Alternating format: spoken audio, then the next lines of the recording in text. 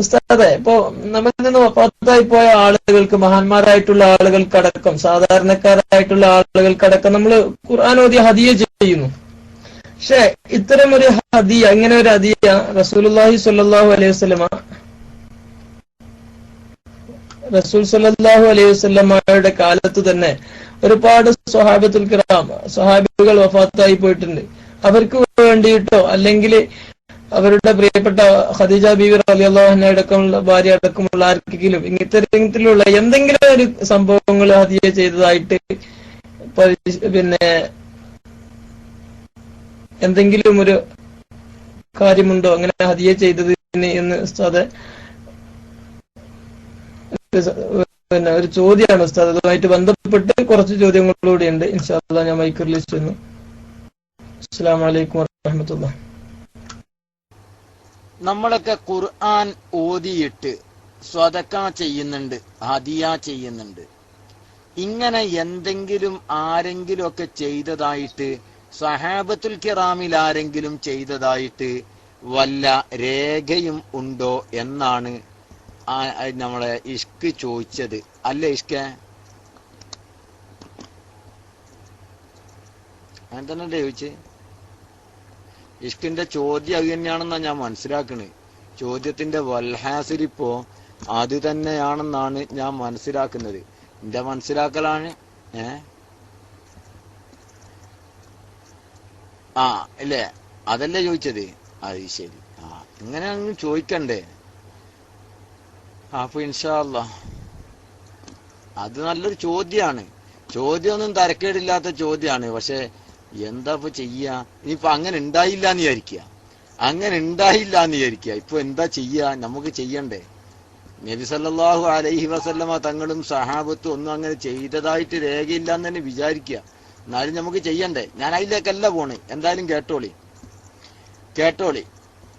നബി സല്ലല്ലാഹു അലൈഹി വസല്ലമ തങ്ങൾ പറയുന്നു ഒരു വിഷയം സുന്നത്താവാൻ. നബിയുടെ വാക്ക്, പ്രവൃത്തി, നബിയുടെ അംഗീകാരം, ഇതാണ് സുന്നത്ത്. അല്ലേ? ഇതല്ലേ സുന്നത്ത്? നബി സല്ലല്ലാഹു അലൈഹി വസല്ലമ തങ്ങളുടെ സുന്നത്തിൽ സ്ഥിരപ്പെട്ട വിഷയമാണ്. കേട്ടോളി.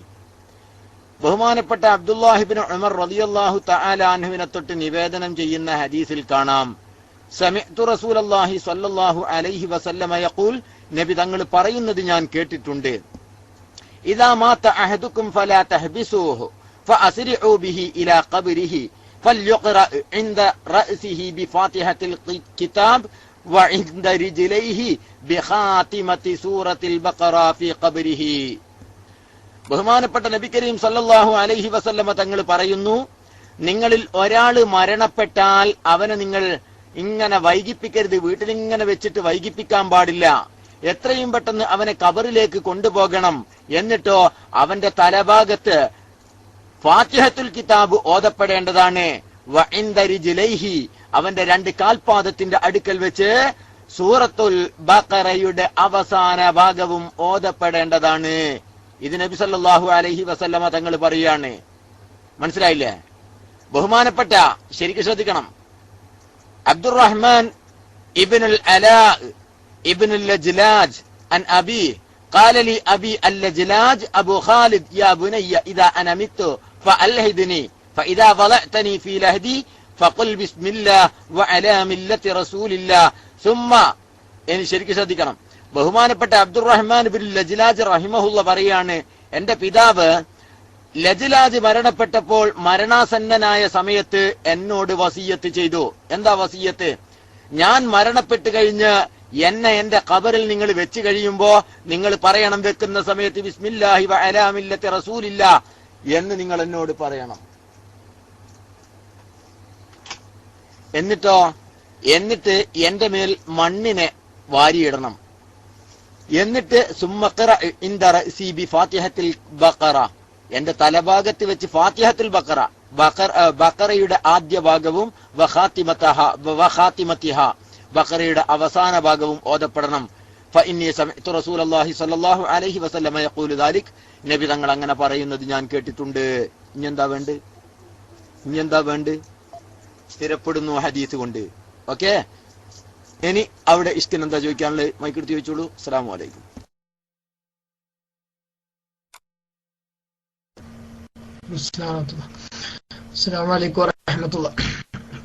ഉസ്താദ്, ഇനിയിപ്പോ ഇങ്ങനൊക്കെ ആയി, ഇങ്ങനൊക്കെ ഉണ്ട്. പക്ഷെ അങ്ങനെയാണെങ്കിൽ തന്നെ നമ്മളൊരു ഫാത്തിഹ ഓതിയിട്ട് ഹദിയ ചെയ്യുന്ന സമയത്ത് കൈപ്പകക്ക് 40 കോടി എവിടെ, നിങ്ങൾ വഹാബികള് 100 കോടി എവിടെയെന്ന് ആദ്യം കാണിച്ചു തരും, എന്നിട്ട് 40 കോടി പറഞ്ഞുതരാം. പിന്നെ ഇങ്ങനെയാണെങ്കിൽ തന്നെ ഇപ്പൊ നമ്മൾ ചെയ്യൽ എന്താണ്? ആദ്യം റസൂലുള്ളാഹി സ്വല്ലല്ലാഹു അലൈഹി വസല്ലമക്ക് ഹദിയ ചെയ്യും. അത് കഴിഞ്ഞിട്ട് അതിന്റെ ശേഷം പിന്നെ ആദം നബി അലൈഹി സ്വലാത്തു വസ്സലാം തൊട്ട് ഉള്ള എല്ലാ അമ്പിയാക്കന്മാർക്കും ഔലിയാക്കന്മാർക്കും മശായിഖന്മാർക്കും റസൂൽ സല്ലല്ലാഹു അലൈഹി വസല്ലമയുടെ അങ്ങനെ തുടങ്ങി എല്ലാ സഹാബികളടക്കം എല്ലാവർക്കും ഹദിയ ചെയ്യും. ഇങ്ങനെയൊക്കെ ഹദിയ ചെയ്യുമ്പോൾ ഒരു ഫാത്തിഹ സൂറത്ത് ഇത്ര പേർക്ക് ഹദിയ ചെയ്താൽ എന്താണ് ഉസ്താദ്, എല്ലാവർക്കും കൂടി ഓഹരി വെച്ചാൽ എത്രയാണ് ഉണ്ടാവുക ഓരോരുത്തർക്ക് എന്നുള്ളൊരു ചോദ്യമാണ് ഉസ്താദ്. അസ്സലാമു അലൈക്കും വറഹ്മത്തുള്ളാ. വിഡ്ഢിത്താണെന്നൊന്നും വിചാരിക്കരുത് ഉസ്താദ്, അറിയാൻ വേണ്ടിയിട്ട് ചോദിക്കുകയാണല്ലോ. ഞാനൊക്കെ ഒരു പക്ക ഒരു വിവരമില്ലാത്ത ആളുകളാവുമ്പോ. അസ്സലാമു അലൈക്കും വറഹ്മത്തുള്ളാ.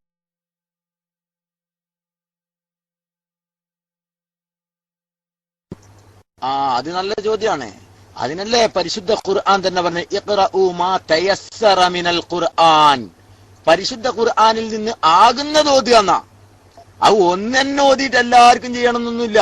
എല്ലാവർക്കും ഓരോന്ന് ചെയ്യാൻ പറ്റുമോ? അയ്യ. പക്ഷെ ഇഖ്റഉ മാ തയസ്സറ മിനൽ ഖുർആൻ, ഖുർആൻ നിന്ന് എത്രയാ പറ്റണ് അത്ര കൊണ്ട് ഹദിയ ചെയ്യുക. എല്ലാ അംബിയാനും ഓരോന്ന് 1,24,000 ഓതാൻ പറ്റുമോ? ഓതിക്കോളി, സന്തോഷം. പക്ഷെ ഒരാൾക്കത് വയ്ക്കൂല, അതിനുള്ള സമയമില്ല. എന്നാ ഒന്നെങ്കിലും ഓതണം, അതിനുള്ള സമയമില്ല. എന്നാ ഒന്നെങ്കിലും ഓതുക. ഇഖ്റഉ മാ തയസ്സറ മിനൽ ഖുർആൻ. ഖുർആൻ പറഞ്ഞു കഴിവിന്റെ പരമാവധി ഓതിയിട്ട് ഹദിയ ചെയ്യുക. അതെത്ര ആയാലും ഒന്നാണെങ്കിൽ ഒന്ന്. ഒരാൾക്ക് 3 പറ്റും, എന്നാ 3. ഒരാൾക്ക് 30 പറ്റും. എന്നാൽ അത് എത്രയാണോ പറ്റുക അത് തന്നെ. മനസ്സിലായില്ലേ? അത് പരിശുദ്ധ ഖുർആൻ പറഞ്ഞ. ഖുർആൻ ഓതുന്നിടത്ത് ഖുർആൻ എപ്പോഴും പറഞ്ഞിട്ടുള്ള എത്രയാന്ന് ചോദിച്ചാൽ കഴിയുന്നത് ഓതുക. ബഹുമാനപ്പെട്ട ഇമാമിനെ ഷാഫിഈ റഹിമഹുല്ലയും പറഞ്ഞത് കഴിവിന്റെ പരമാവധി കുറച്ച് എത്രയാ പറ്റുക അത് ഓതുക. ഓക്കെ, ഞാൻ മൈക്ക് വിടുന്നു. അതിലിപ്പോ കൂടുതലായിട്ട് പോകേണ്ടതൊന്നുമില്ല. കാരണം പിന്നെ കൊടുക്കേണ്ടത് അള്ളയാണ്. അതാണ് വേറെ ഒരു കാര്യമോട് നമ്മൾ ചിന്തിക്കേണ്ടത്. മഹാന്മാരുടെ ഇവിടെ ഒരു പോയിന്റ് കൂടി നമ്മൾ ശരിക്കും ശ്രദ്ധിക്കേണ്ടതുണ്ട്. മഹാന്മാരുടെ ഹളറത്തിലേക്ക് നമ്മള് ഇത് ഹദിയ ചെയ്യണ എന്തിനാണ്? ഓലിക്ക് ദർജ കൂടാനല്ല. നമ്മളിനി ഒരൊറ്റ ആയത്തും റസൂലുള്ളാഹിക്ക് വേണ്ടി ഹദിയ ചെയ്തിട്ടില്ലെങ്കിലും ഹുവ അഫ്ളലുൽ ഖൽഖി ഇൻദല്ലാഹ്, അള്ളാന്റെ അടുത്ത് ബഹുമാനപ്പെട്ട സൃഷ്ടി മുഹമ്മദുർ റസൂലുള്ളാഹ് തന്നെയാ. നമ്മൾ ചെയ്യണമെന്നൊന്നുമില്ല. ബട്ട് എന്തിനാ നമ്മൾ ചെയ്യണേ? നമ്മൾ ഉയരാനാണ്. റസൂലുള്ളാഹിക്ക് ഫാത്തിഹ ഓതുന്നത് എന്തിനാണ്? അത് നമ്മുടെ ഉയർച്ചക്കാണ്. അംബിയായിലേക്ക് ഇത് ഹദിയ ചെയ്യുന്ന എന്തിനാണ്? നമ്മുടെ ഉയർച്ചക്കാണ്. അല്ലാതെ അവരുടെ ഉയർച്ചയ്ക്ക് വേണ്ടിയല്ല, അവർക്കതിന്റെ കൂലി കിട്ടാൻ വേണ്ടിയും അല്ല. പക്ഷെ അവർക്ക് കൂലി അല്ലാഹ് കൊടുക്കും. പക്ഷെ അതല്ല അതിന്റെ മുഖ്യ പൗരപ്രമുഖമായ ലക്ഷ്യം എന്താന്ന് ചോദിച്ചാൽ നമ്മുടെ ഉയർച്ചയാണ്, ഖാരിഇന്റെ ഉയർച്ചയാണ്. അത് അല്ലാഹു തആല കൊടുക്കും. എത്ര കണ്ട് ഓതുന്നോ അത്ര കണ്ട് നമ്മൾ ഉയരും. അതാണ് നമ്മൾ ഇതിൽ മനസ്സിലാക്കേണ്ടത്. അല്ലാഹു തആല ഖൈർ ചെയ്യട്ടെ. ഞാൻ മൈക്ക് വിട്ടു. അസ്സലാമു അലൈക്കും.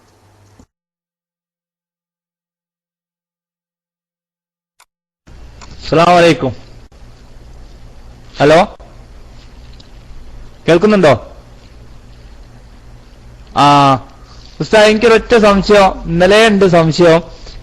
ഈ കബറിന്റെ മുകളിലൊക്കെ ഈ സിമന്റ് തേക്കലും കബറിന്റെ മുകളിൽ ഇങ്ങനെ കെട്ടിപ്പൊന്തിക്കലും അത് പറ്റൂലെന്ന് ഏതൊരു ഹദീസില്, മുസ്ലിം എന്ന് പറഞ്ഞ ഹദീസിൽ ഉണ്ട് എന്ന് പറയുന്നുണ്ട്. അതിനെ പറ്റി എന്താണ് അഭിപ്രായം? അസ്സലാമു അലൈക്കും വറഹ്മത്തുള്ളാഹി വബറകാതുഹു.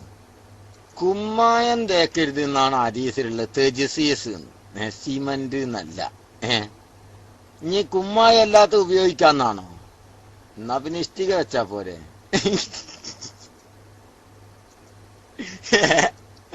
മുജാഹിദിനോട് ഒരു കൊക്ക തിരിച്ചിട്ട് കൊടുക്കാം നമുക്ക്. കുമ്മായം തേക്കരുത് എന്നല്ലേ. നമ്മളിപ്പോ കുമ്മായം ഇതാക്കി കണ്ടിനിപ്പോ എന്ത് ചെയ്യാ, സിമന്റ് ആക്കാം. കുമ്മായം പഴയതല്ലേന്ന്. അത് പിന്നെ അല്ല, ഒരു യുക്തി, അതൊരു യുക്തി, എത്രേ ഉള്ളൂ. കുമ്മായം തേച്ചിങ്ങാണ്ട് കവറൊക്കെ പാടെ പിന്നെ അവഹേളിക്കരുത് എന്നല്ല അപ്പറഞ്ഞതിന്റെ വായന. എന്നാ പിന്നെ നല്ല സിമന്റ് ഒക്കെ കൊണ്ട് നന്നായിട്ട് മോടിയായിട്ട് ഉണ്ടാക്കിക്കൂടെ എന്ന് ചോദിച്ചാലോ?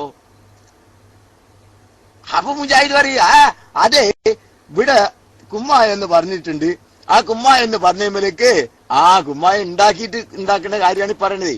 എന്തായാലും കുമ്മായം കിട്ടിയാലും കിട്ടിയിട്ടില്ലെങ്കിലും കുമ്മായം തേക്കൽ റസൂലുള്ള വിരോധിച്ചിട്ടുണ്ട്, ശരിയാ. അത് കുമ്മായം തേക്കാൻ പാടില്ല എന്ന് തന്നെയാണ് നിയമവും. ആരും പറയൂല കുമ്മായം തേക്കണം, കുമ്മായം തേക്കണമെന്ന് ഒരാളും പറയൂല. പിന്നെ നബി സല്ലല്ലാഹു അലൈഹി വസല്ലമ തങ്ങൾ ഈ പറയുന്നതൊക്കെ ശരിക്കും ശ്രദ്ധിക്കണം. മസ്ജിദുൻ നബവിയിൽ നിന്ന് റസൂലുള്ള പറഞ്ഞത് സഹാബത്തുൽ കിറാമിനോട് പറയുന്നത് ജന്നത്തുൽ ബഖീ എന്ന പൊതു ശ്മശാനം, അവിടെയാണ് നമ്മൾ ശ്രദ്ധിക്കേണ്ടത്. ജന്നത്തുൽ ബഖീ എന്ന പൊതു ശ്മശാനം, ആ ശ്മശാനത്തിൽ എന്ത് ചെയ്യാൻ പാടില്ല, കുമ്മായം തേക്കാൻ പാടില്ല എന്നാണ്. അഥവാ പൊതു ശ്മശാനത്തിന്റെ നിയമമാണ് പറയുന്നതൊക്കെ. പൊതു ശ്മശാനത്തിൽ ഒരാൾ കുമ്മായം തേക്കുകയും കല്ലുകൊണ്ട് കെട്ടുകയും സിമന്റ് ഇട്ട് കെട്ടുകയൊക്കെ ചെയ്താലേ ആരാന് വന്ന് കിടക്കേണ്ട സ്ഥലമാണ് അത് കൈയടക്കി വെക്കലാണ്, പാടില്ല തന്നെ എന്നാണ് റസൂലുള്ളാഹി പറയണത്. അല്ലാതെ എന്തായാലും കുമ്മായം തേക്കൽ പ്രോത്സാഹിപ്പിക്കുന്നില്ലട്ടോ, അത് മറ്റൊരു വശം. പക്ഷേ അത് പാടില്ല എന്ന് പറയുന്നത് അത്രയും പബ്ലിക്കായ ഒരു ശ്മശാനത്തിന്റെ വിഷയമാണ്. അത് പ്രൈവറ്റ്, നിങ്ങളെ വീട്ടില് ഒരു പിന്നെ കബറടക്കി, ഒരാളെ കബറടക്കി, അദ്ദേഹത്തിന്റെ ആ കല്ലിങ്ങനെ എന്ത് ചെയ്ത് വല കബറം മുശരിഫൻ ഇല്ല സവൈത്ത്, അതിങ്ങോട്ട് ഇങ്ങോട്ട് വരി, അത് അന്നേരല്ലേ, എന്തോ ആവട്ടെ, നമ്മളെ വിഷയം മാറിപ്പോവും. അബൂറഫ ഇങ്ങനെ അടിച്ചാല്. അപ്പോഴേ എന്തായാലും ഞാൻ പറഞ്ഞത്, അയ്യോ, നമ്മള് സ്വന്തം വീട്ടില് ഒരാളെ കബറടക്കി, ആ കബറടക്കിയത് അതെന്ത് ചെയ്ത് കല്ലിട്ട് കെട്ടിയാല് അത് തെറ്റാന്നൊന്നും പറയാൻ കഴിയൂല. അത് ഏത് നമ്മളെ നാട്ടിലൊക്കെ ഉണ്ട്, എല്ലാ നാട്ടിലും കാണാവുന്നതാണ്. എന്ത് കല്ല് കൊണ്ട് ഇങ്ങനെ കെട്ടി ഉണ്ടാക്കുക, ഏത് വലിയ ഉയർച്ചയൊന്നും ഉണ്ടാവൂല, സാധാരണ കബറാണെങ്കിൽ പോലും കെട്ടി ഉണ്ടാക്കുക. പക്ഷെ ശരിയല്ല കേട്ടോ, പൊതു ശ്മശാനത്തിൽ അത് ശരിയല്ല. പൊതു ശ്മശാനത്തിൽ അങ്ങനെ ചില സ്നേഹമുള്ള മക്കളുണ്ട്, ഉപ്പാരെ കബർ എന്ത് ചെയ്യുന്നറിയോ, ഇങ്ങനെ കെട്ടിയുണ്ടാക്കും, കായോർത്തിങ്ങാണ്ട് വെട്ടുകല്ല് വാങ്ങിയിട്ട് കെട്ടിയുണ്ടാക്കും. ശരിയല്ല, പൊതു ശ്മശാനത്തിൽ അത് ശരിയല്ല. അതേ സ്ഥാനത്ത് സ്വന്തം വീട്ടിലാണെങ്കിൽ അതാരും ചോദിക്കുകയും പറയൊന്നുമില്ല, അവനവന്റെ മിൽക്കിലുള്ള ഉടമസ്ഥതയിലുള്ള സ്ഥലമാണ്, അവിടെ എന്ത് ചെയ്യാം, അങ്ങനെ കെട്ടിയുണ്ടാക്കിയ അത് തെറ്റാന്നൊന്നും പറയാൻ പറ്റൂല. അതേ സ്ഥാനത്ത് കുമ്മായം തേക്കൽ മൊത്തത്തിൽ എന്താണ്, അംഗീകരിക്കപ്പെടുന്നതല്ല, ശരിയല്ല തന്നെ. ഇന്ന് നമ്മൾ കാണുന്ന കബറുകളുടെ ഒരു യാഥാർത്ഥ്യം നമ്മൾ മനസ്സിലാക്കേണ്ടതുണ്ട്. ഇന്ന് മക്ബറകൾ നമ്മൾ കാണുന്നുണ്ട്, പല മക്ബറകളും നമ്മൾ കാണുന്നുണ്ട്, ഇല്ലേ? കൊടുവള്ളിയോടാ ഞാൻ ചോദിക്കുന്നത്, നിങ്ങൾ മക്ബറ കണ്ടിട്ടില്ലേ? കണ്ടിട്ടുണ്ടോ മക്ബറ?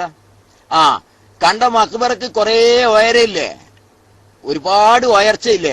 മടവൂർ മക്ബറ, മാഷാ അല്ലാഹ്, മടവൂർ മക്ബറ. അതുപോലുള്ള മക്ബറകള് നിങ്ങൾ ആ പച്ച തുണിയല്ലേ മേലെ കണ്ടത്? അതിന്റെ മേലെ വിരിച്ചിരിക്കുന്ന തുണിയല്ലേ കണ്ടത്? അതല്ലേ സത്യം? അതിന്റെ ഉള്ളില് കുമ്മായാണോ അല്ലേ നിങ്ങൾ അറിയോ? ആണോ അതിന്റെ ഉള്ളിൽ കുമ്മായാണോ സിമന്റാണോ ടൈല അതൊന്നും അറിയില്ല. എന്നാലേ ഏകദേശം എല്ലാ കബറുകളും കുമ്മായമല്ല, സിമന്റ് അല്ല എന്നുള്ളതാണ്. അതിന്റെ മേലെ ഒരു പെട്ടി കൊണ്ട് അങ്ങനെ അടിച്ചുണ്ടാക്കിയിരിക്കുകയാണ് സാധാരണ കബറ്. അതിന്റെ മേലെ നമ്മൾ ഇന്ന് കാണുന്ന രൂപത്തിൽ ഒരു പെട്ടി കൊണ്ട് അടിച്ചുണ്ടാക്കി അത് അതിന്റെ മുകളിൽ വെച്ചിരിക്കുകയാണ്. അതിന്റെ മേലെയാണ് ആ പച്ച തുണി ഇട്ടിരിക്കുന്നത്. അപ്പൊ കബർ ഉയർത്തുക എന്നുള്ള പ്രശ്നം ഏകദേശം അക്ബറുകൾക്കും ഇല്ല. ഇനി ആരെങ്കിലും എവിടെങ്കിലും ഉണ്ടെങ്കിൽ തന്നെ അത് പ്രൈവറ്റ് ആയിട്ടുള്ള സ്ഥലത്ത് മഹാന്മാരുടെ മക്ബറയാണെങ്കിൽ ഇതൊന്നും ബാധകമല്ല എന്ന് മഹാന്മാരായ അഇമ്മത്ത് എല്ലാവരും പഠിപ്പിച്ചിട്ടുണ്ട്. അതൊക്കെ സഹാബ അഇമ്മത്തുൽ കിറാം പറഞ്ഞിരിക്കുന്നത്, പാടില്ലെന്ന് പറഞ്ഞിരിക്കുന്നത് മുസബ്ബലത്തായ ഭൂമി അഥവാ പൊതു ശ്മശാനത്തിന്റെ വിഷയമാണ്. ഞാൻ പറഞ്ഞത് മനസ്സിലായോ കൊടുവള്ളി?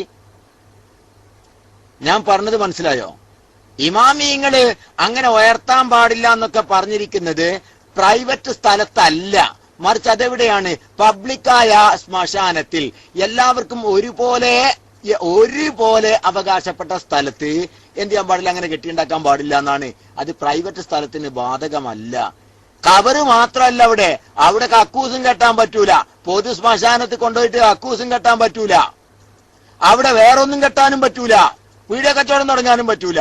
ആ ഒരു വിധി തന്നെ അവിടെ എല്ലാ കബറുകൾക്കും ബാധകമാകും. ഒരു പീഡിയ കച്ചവടം തുടങ്ങാൻ വേണ്ടി ബിൽഡിംഗ് ഉണ്ടാക്കിങ്ങാണ്ട് വാടക കൊടുക്കുക, അന്നും അവിടെ പറ്റൂല.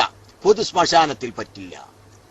ഈ നിയമം ഖബറിനും ബാധകമായിരിക്കുന്നു മാത്രം. അതൊക്കെ പ്രൈവറ്റ് ആയ സ്ഥലമാണെങ്കിൽ അതൊന്നും പ്രശ്നമല്ല. എന്നാലും ഒരു ചാണിനേക്കാളും ഉയർത്തൽ പരിശുദ്ധമായ ദീനുൽ ഇസ്ലാം അംഗീകരിക്കുന്നില്ല. ആരിലൊഴികെ ബഹുമാനപ്പെട്ട അള്ളാഹുവിന്റെ ആരിഫീങ്ങൾ, ഔലിയാക്കൾ, മഹാന്മാരെ പോലുള്ള അങ്ങനെ സിയാറത്ത് ഹയാത്താക്കപ്പെടുന്നവർക്ക് വേണ്ടി അവരുടെ സിയാറത്ത് ഹയാത്താക്കപ്പെടുന്ന കാരണം കൊണ്ട് അതിന്റെ ഹൈബത്തിനും വഖാറിനും യോജിക്കുന്ന രൂപത്തിൽ അത് സംവിധാനിക്കുന്നതിന് കുഴപ്പമില്ല എന്നാണ് പണ്ഡിതന്മാർ ബഹുഭൂരിപക്ഷവും അഭിപ്രായപ്പെട്ടിരിക്കുന്നത്. അത് എവിടെ? പ്രൈവറ്റ് സ്ഥലത്തിട്ടോ, പബ്ലിക് പാടില്ല. ഞാൻ മൈക്കോട്ടു. ഇൻഷാ അല്ലാഹ് ഒരു മിനിറ്റ് ഹിദായ ഒന്ന് വെയിറ്റ് ചെയ്യണം. നമ്മൾ അലിക്കുട്ടി ഉസ്താദ് കുറെ നേരമായി റൈസ് ആൻഡ് ഇട്ട് അദ്ദേഹം ഒന്ന് മൈക്കെടുത്തതിന് ശേഷം നിങ്ങൾക്ക് എടുക്കാവുന്നതാണ്. അസ്സലാമു അലൈക്കും ഉസ്താദ്. അതിനോട് എന്നുള്ള ഒരു ചോദ്യമാണ്, എന്റെ മനസ്സിലുള്ള ചോദ്യമാണ് ഉസ്താദ്. ഈ ജാറ പൊന്തുക എന്ന് പറഞ്ഞാല് അത് അല്ലെങ്കിൽ ആർക്കോ സ്വപ്നത്തിൽ കാണിച്ചു കൊടുക്കലാണോ, അല്ലെങ്കിൽ കബറിന്റെ അടുത്താരെന്തോ പ്രത്യക്ഷപ്പെടലാണോ ഈ ജാറം പൊന്തുക എന്നുള്ളത്? കബർ കീറി അങ്ങനെയൊക്കെ പറയുന്ന പൊട്ടി കീറി എന്നൊക്കെ കേൾക്കലുണ്ട്. അതിനെ പറ്റി ഒന്ന് പറഞ്ഞേര്. അസ്സലാമു അലൈക്കും.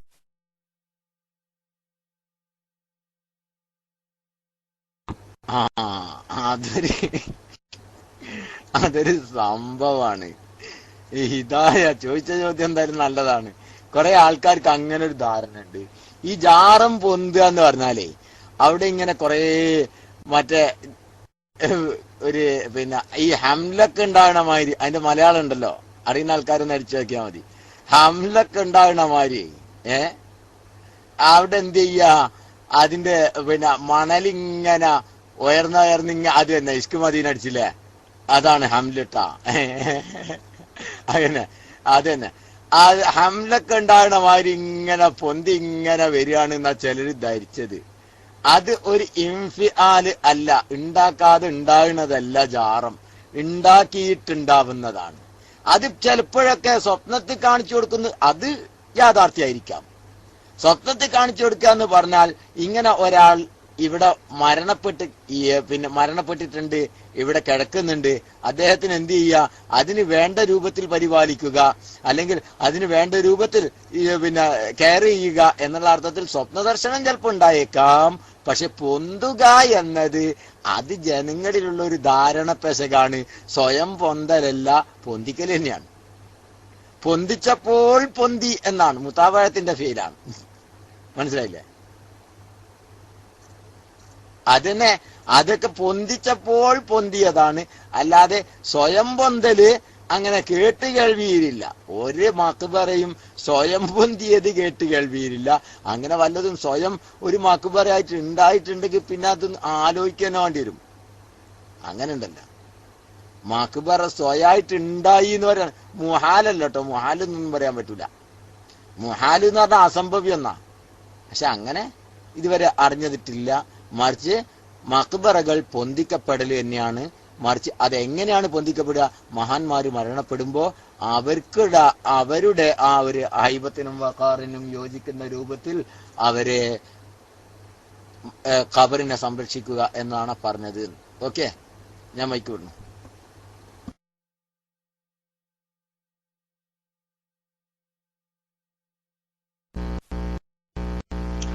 അസ്സലാമു അലൈക്കും വറഹ്മത്തുള്ളാഹി വബറകാതുഹു. എനിക്ക് ഈ ജാറം ഈ ജാറം എന്നുള്ള ഏതോ ലഫ്ള് എന്നും കൂടെ ഏതാണ് അതിന്റെ ഏത് ഭാഷ എന്നുള്ളതെന്ന് ഉസ്താദ് പറഞ്ഞാൽ നന്നായിരുന്നു.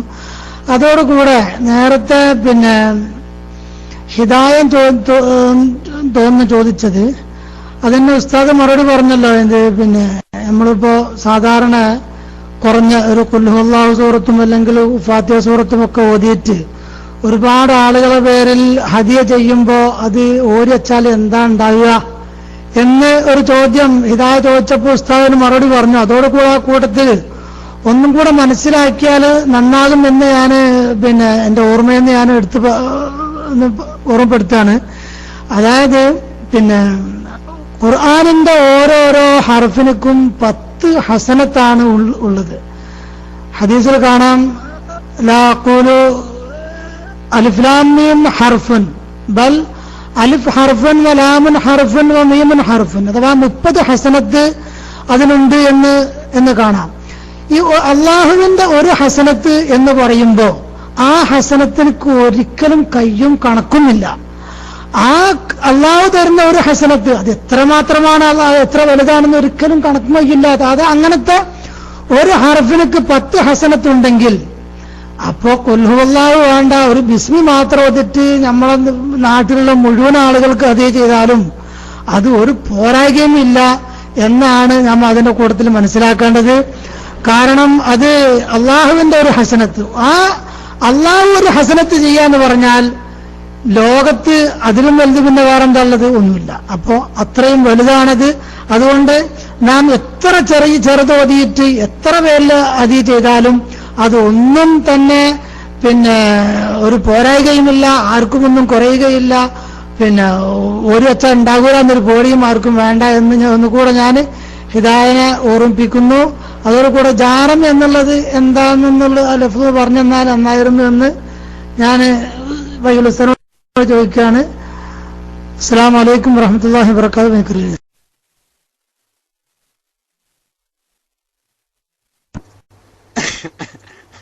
അത് നല്ലൊരു ചോദ്യമാണ്. ജാറം എന്നത് മലയാളത്തിൽ ഉറുഫിൽ ഉപയോഗിക്കപ്പെടുന്ന ഒരു പദ, ഉറുഫിയായ ഇസ്തിഅമാലിലുള്ള ഒരു പദാണ്. മഹാന്മാരുടെ ഖബറിന് ഉറുഫിൽ ഉപയോഗിക്കുന്ന ഒരു പദമാണ് ജാറം എന്നത്. മനസ്സിലായില്ലേ? അത് ഉറുഫിലുള്ള ഇസ്തിഅമാലാണ് ജാറം. ഓക്കെ, മാഷാ അല്ലാഹ് ബറക്കല്ലാഹ്. അപ്പോ ഉറുഫിലുള്ള ഒരു ഇസ്തിഅമാലാണ് ഇത്. സാധാരണക്കാർക്കിടയിൽ ഉറുഫിയായ ഒരു ഇസ്തിഅമാലാണ് ജാറം എന്നത്. മഹാന്മാരുടെ ഖബറിനെ ബഹുമാനിച്ചുകൊണ്ടുള്ള ഉറുഫിയായ ഇസ്തിഅമാൽ ആകുന്നു. ഓക്കെ, ആ വിഷയം ക്ലിയർ ആകും എന്ന് പ്രതീക്ഷിക്കുന്നു. ഇൻഷാ അല്ലാഹ് ചോദ്യാർത്ഥികൾക്ക് മൈക്കിലേക്ക് വരാം. അസ്സലാമു അലൈക്കും.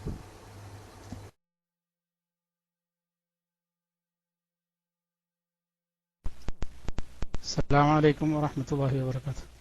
ഉസ്താദ്, ഈ മഹാന്മാരുടെ ജാറമാണ് അല്ലെങ്കിൽ അവർ മഹാന്മാരാണ് എന്ന് എങ്ങനെയാണ് നാം തിരിച്ചറിയുകയും അവിടെ പോയി നാം ഇസ്തിഗാസ ചെയ്യുകയും ചെയ്യുക? ഉദാഹരണമായി ഇപ്പോൾ മമ്പുറത്ത് തങ്ങളെ നാം ഇസ്തിഗാസ ചെയ്യുകയാണെച്ചെങ്കിൽ അത് മഹാന്മാരാണ് എന്ന് ചിലർ പറയുന്നു, മഹാനല്ല എന്ന് മറ്റു ചിലർ പറയുന്നു. അതുപോലെ മുനമ്പത്ത് ബീവി മഹദിയാണെന്ന് പറയുന്നു, അല്ല എന്ന് ചിലർ പറയുന്നു. എങ്ങനെയാണ് നാം ഇവർ മഹാന്മാരാണ് അല്ലെങ്കിൽ മഹദികളാണ് വലിയാണ് എന്ന് എങ്ങനെ ഒരു നമുക്ക് മനസ്സിലാക്കാൻ കഴിയും എന്ന് ഒന്ന് വിശദീകരിച്ചാൽ ഒന്നായിരുന്നു.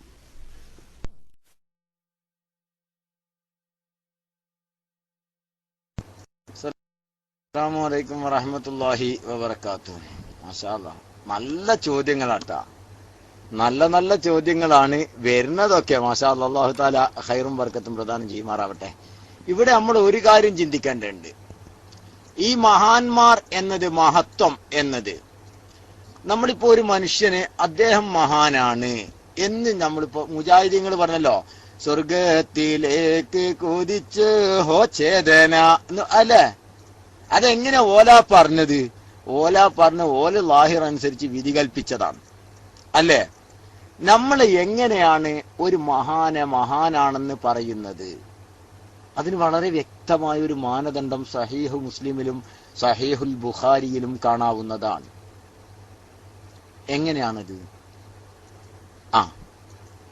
അഖ്ബറനി അലിയുൻ അംബഅന അബ്ദുസ്സമദ് അംബഅന അൽ ഹാരിസ് ഹദ്ദസന ഇബ്നു ആസിം അൻ സുഹൈൽ ഇബ്നു അബി സ്വാലിഹ് അൻ അബീഹി അൻ അബി ഹുറൈറ റളിയല്ലാഹു തആല അൻഹും. ഹദീസിന്റെ സനദാണ്. ഖാല റസൂലുള്ളാഹി സ്വല്ലല്ലാഹു അലൈഹി വസല്ലം, നബി തങ്ങൾ പറഞ്ഞു, ഇന്നല്ലാഹ ഇദാ അഹബ്ബ അബ്ദൻ, അല്ലാഹു ഒരു അടിമയെ ഇഷ്ടപ്പെട്ടാൽ ദഅ ജിബ്രീല, ജിബ്രീലിനെ വിളിക്കും. ഫഖാൽ, എന്നിട്ട് അല്ലാഹ് പറയും, ഇന്നി ഉഹിബ്ബു ഫുലാനം, ഞാൻ ഇന്നാലിന്ന മനുഷ്യനെ ഇഷ്ടപ്പെട്ടിട്ടുണ്ട്, നിങ്ങളും ഇഷ്ടപ്പെടണം. ഖാല റസൂലുള്ളാഹി പറയാണ് ഫയുഹിബ്ബുഹു, ജിബ്രീലും ആ മനുഷ്യനെ ഇഷ്ടപ്പെടും. സുമ്മ യുനാദി ഫിസ് സമാഇ ഫയഖൂൽ, പിന്നെ ആകാശത്തേക്ക് നോക്കിക്കൊണ്ട് ബഹുമാനപ്പെട്ട ജിബ്രീൽ അലൈഹി സ്വലാത്തു വസ്സലാം വിളിച്ചു പറയും, ഇന്നല്ലാഹ യുഹിബ്ബു ഫുലാനൻ ഫഅഹിബ്ബു, അല്ലാഹു ഇന്നാലിന്ന മനുഷ്യനെ ഇഷ്ടപ്പെട്ടിരിക്കുന്നു, നിങ്ങളും ഇഷ്ടപ്പെടുവീൻ, നിങ്ങളും അദ്ദേഹത്തെ സ്നേഹിക്കുവീൻ. ഫയുഹിബ്ബുഹു അഹ്ലുസ് സമാഅ്, ആകാശത്തുള്ള മുഴുവൻ മലക്കുകളും അദ്ദേഹത്തെ ഇഷ്ടപ്പെടും. നബി തങ്ങൾ പറയാണ് സുമ്മയൂളഉ ലഹുൽ ഖബൂലു ഫിൽ അർള്, പിന്നെ ഭൂമി ലോകത്ത് അദ്ദേഹം മഹാനായി അംഗീകരിക്കപ്പെടുന്നതാണ്. മനസ്സിലായോ? ഭൂമി ലോകത്തുള്ള ജനങ്ങൾ മുഴുവനും അദ്ദേഹത്തിനെ മഹാനായിട്ട് അംഗീകരിക്കും. എപ്പോഴാ ഇത് അംഗീകാരം കിട്ടുക? അള്ളാഹ് അംഗീകരിച്ച ജിബ്രീലിനെ വിളിക്കും, ജിബ്രീലിനോട് പറയും.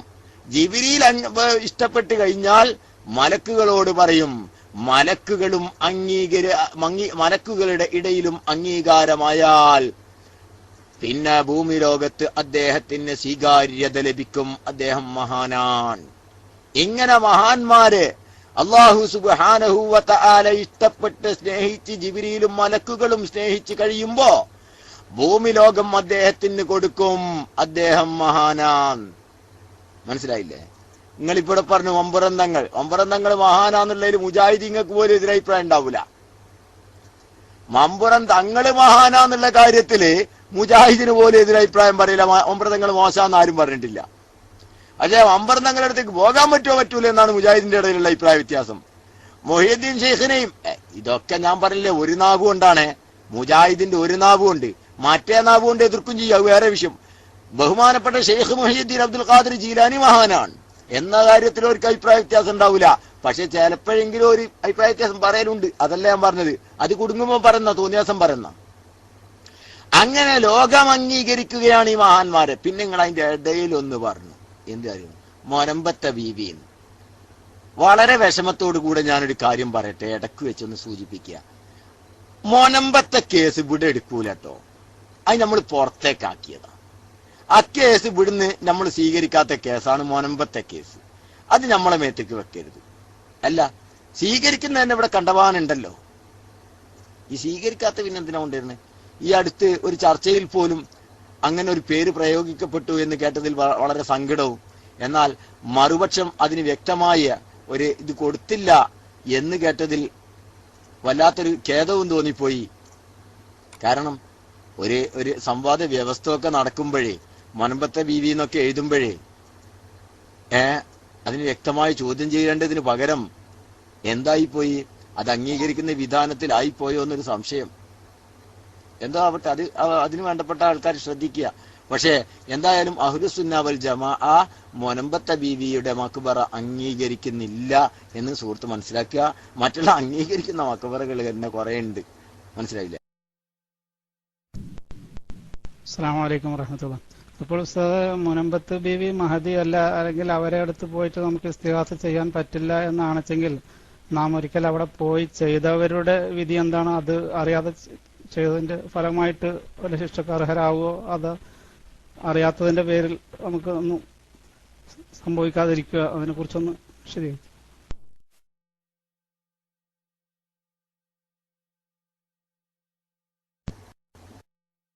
മൊനമ്പത്തെ ബീവി മഹദി അല്ല എന്നൊന്നല്ല ഇവിടെ ഞാൻ പറഞ്ഞത്, അറിയൂല എന്നാ പറഞ്ഞത്.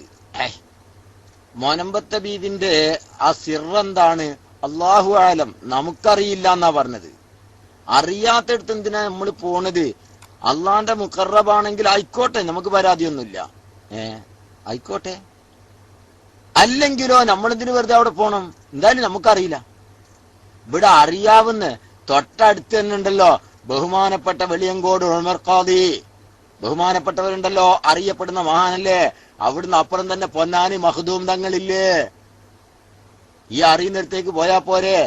ഇനി ആരെങ്കിലും അറിയാതെ പോയവരുണ്ടെങ്കിൽ അറിയാതെ പോയ കാരണം കൊണ്ട് അള്ളാഹ് പിടിച്ച് ശിക്ഷിക്കൊന്നുമില്ല, പോയതിന് ശിക്ഷയൊന്നുമില്ല. പക്ഷെ ഞാൻ പറയുന്നത്, അതെ പുത്തമ്പള്ളി മക്ബറ ഒക്കെ ഉണ്ട്, ഈ കുറച്ച് മുമ്പ് എന്ന് പറഞ്ഞാൽ ഞാനൊക്കെ ഏകദേശം ഒരു ലെവലിലേക്കൊക്കെ എത്തുന്നതിന് മുമ്പ് എന്റെ വീട്ടിൽ നിന്ന് പോയി. അതല്ലേ രസോ. ഇപ്പൊ നമ്മളെ പരോപകാരി പറഞ്ഞ പോലെ നിന്റെ വീട്ടിൽ നിന്ന് എന്റെ ഉമ്മയും അഞ്ചനും പാടെ പോയി. എവിടെ? മൊൻപത്തേക്ക്. എന്താ മൊൻപത്ത് പോവാൻ കാരണം? ഒരു പാട്ടാണ്. എന്താ പാട്ട്? അതൊരു പാട്ടുണ്ട്, ഒരു കെട്ടിയുണ്ടാക്കിയ ഒരു പാട്ട്. ആ പാട്ട് കേട്ട് വലിയ മഹദി എന്ന സംഭവമാണ്, കറാമത്താണ്. ആരാ പേരിട്ടെന്നൊന്നും എനിക്കറിയില്ല. ആ പേരില് ആ പാട്ട് പേരല്ലുണ്ട്, ആ പാട്ടിലൊരു പേരല്ലുണ്ട്. പിന്നെയോ അതിൽ വലിയ കറാമത്തുകളൊക്കെ അതും പറയുന്നുണ്ട്. എന്തോ ആവട്ടെ, സംഭവം അങ്ങനെ ഒരു മയ്യത്ത് അവിടെ കടലിൽ നിന്ന് വന്ന് അടിഞ്ഞു. കടലിൽ നിന്ന് വന്ന് അടിഞ്ഞതാണ് ഒരു മയ്യത്ത്. മുസ്ലിമത്താണോ കാഫിറത്താണോ എന്ന് പോലും അതിനെക്കുറിച്ച് ധരിക്കാൻ വയ്യ, തീരുമാനിക്കാൻ വയ്യ. ദൃസാക്ഷികൾ പറയുന്നത് ഒരു ഹാഫ് ബ്ലൗസ് മാത്രമേ ആ സ്ത്രീയുടെ ശരീരത്തിൽ ഉണ്ടായിരുന്നുള്ളൂ എന്നാണ്. ആരായിരിക്കാം? അല്ലാഹു ആലം, അറിയില്ല. ഒരു ഹാഫ് ബ്ലൗസ് മാത്രം ധരിച്ച ഒരു പെണ്ണായിരുന്നു അത് എന്നാണ് ദൃസാക്ഷികളുടെ വിവരണം. ഈ അടുത്ത കാലത്താണ്, കൂടുതൽ കാലമൊന്നും ആയിട്ടില്ലല്ലോ. എന്തോ ആവട്ടെ, അത് മുസ്ലിമത്താണെങ്കിൽ അത് അള്ളാഹ് സ്വീകരിച്ചോട്ടെ. അള്ളാന്റെ അടുത്തല്ല അതിന്റെ കാര്യം. നമുക്കെന്താ കാര്യം? നമുക്കെന്താ പ്രശ്നം? നമ്മളതിന് മോശാക്കണില്ല. മുസ്ലിമത്താണെങ്കിൽ ആയിക്കോട്ടെ. ഇനി കാഫിറത്താണെങ്കിൽ നമ്മളെന്തിനാ അവിടെ പോയി കണ്ട് വിഷമിക്കണം? നമുക്കറിയുന്ന മക്ബറകൾ ഇഷ്ടം പോലെ ഉണ്ട്. പക്ഷെ ഒരാള് മഹദിയാണ് എന്നൊക്കെ പറയുന്നത് കേട്ടെങ്ങാണ്ട് അങ്ങോട്ട് പോയത്. ഇനി ആരും പോവാന്ന് കണ്ട് ഇപ്പൊ അറിഞ്ഞല്ലോ. ഇപ്പൊ എല്ലാവർക്കും അറിഞ്ഞല്ലോ. അങ്ങനെ അറിയപ്പെട്ട മഹദി ഒന്നും അല്ല അത്. അങ്ങനെ മഹദിയാണോ അല്ലേന്നോ, മുസ്ലിമത്താണോ കാഫിറത്താണോ എന്ന് പോലും അറിയാത്ത ഒരു സ്ത്രീയാണത്. ആ സ്ത്രീയെ കബറടക്കി അവിടെ ജാറവും ഉണ്ടാക്കിങ്ങാണ്ട് ഉത്തിരിക്കുകയാണ് കുറെ ആളുകൾ. അതിന്റെ പിന്നിൽ അവർക്ക് ഒരുപാട് ലക്ഷ്യങ്ങളുണ്ട്. ആ ലക്ഷ്യ സാക്ഷീകരണത്തിന് പലരെയും ഉപയോഗപ്പെടുത്തുകയാണ്. അതിന് നമ്മൾ ബലിയാടാവേണ്ടതില്ല. അത് സുന്നത്ത് ജമാഅത്തിന്റെ പേരിൽ പെച്ച് കെട്ടേണ്ടതും ഇല്ല എന്ന് ഓർമ്മപ്പെടുത്തുകയാണ്. അല്ലാഹു തആല ഖൈർ പ്രദാനം ചെയ്യുമാറാവട്ടെ. ഞാൻ മൈക്ക് വിട്ടു. അസ്സലാമു അലൈക്കും.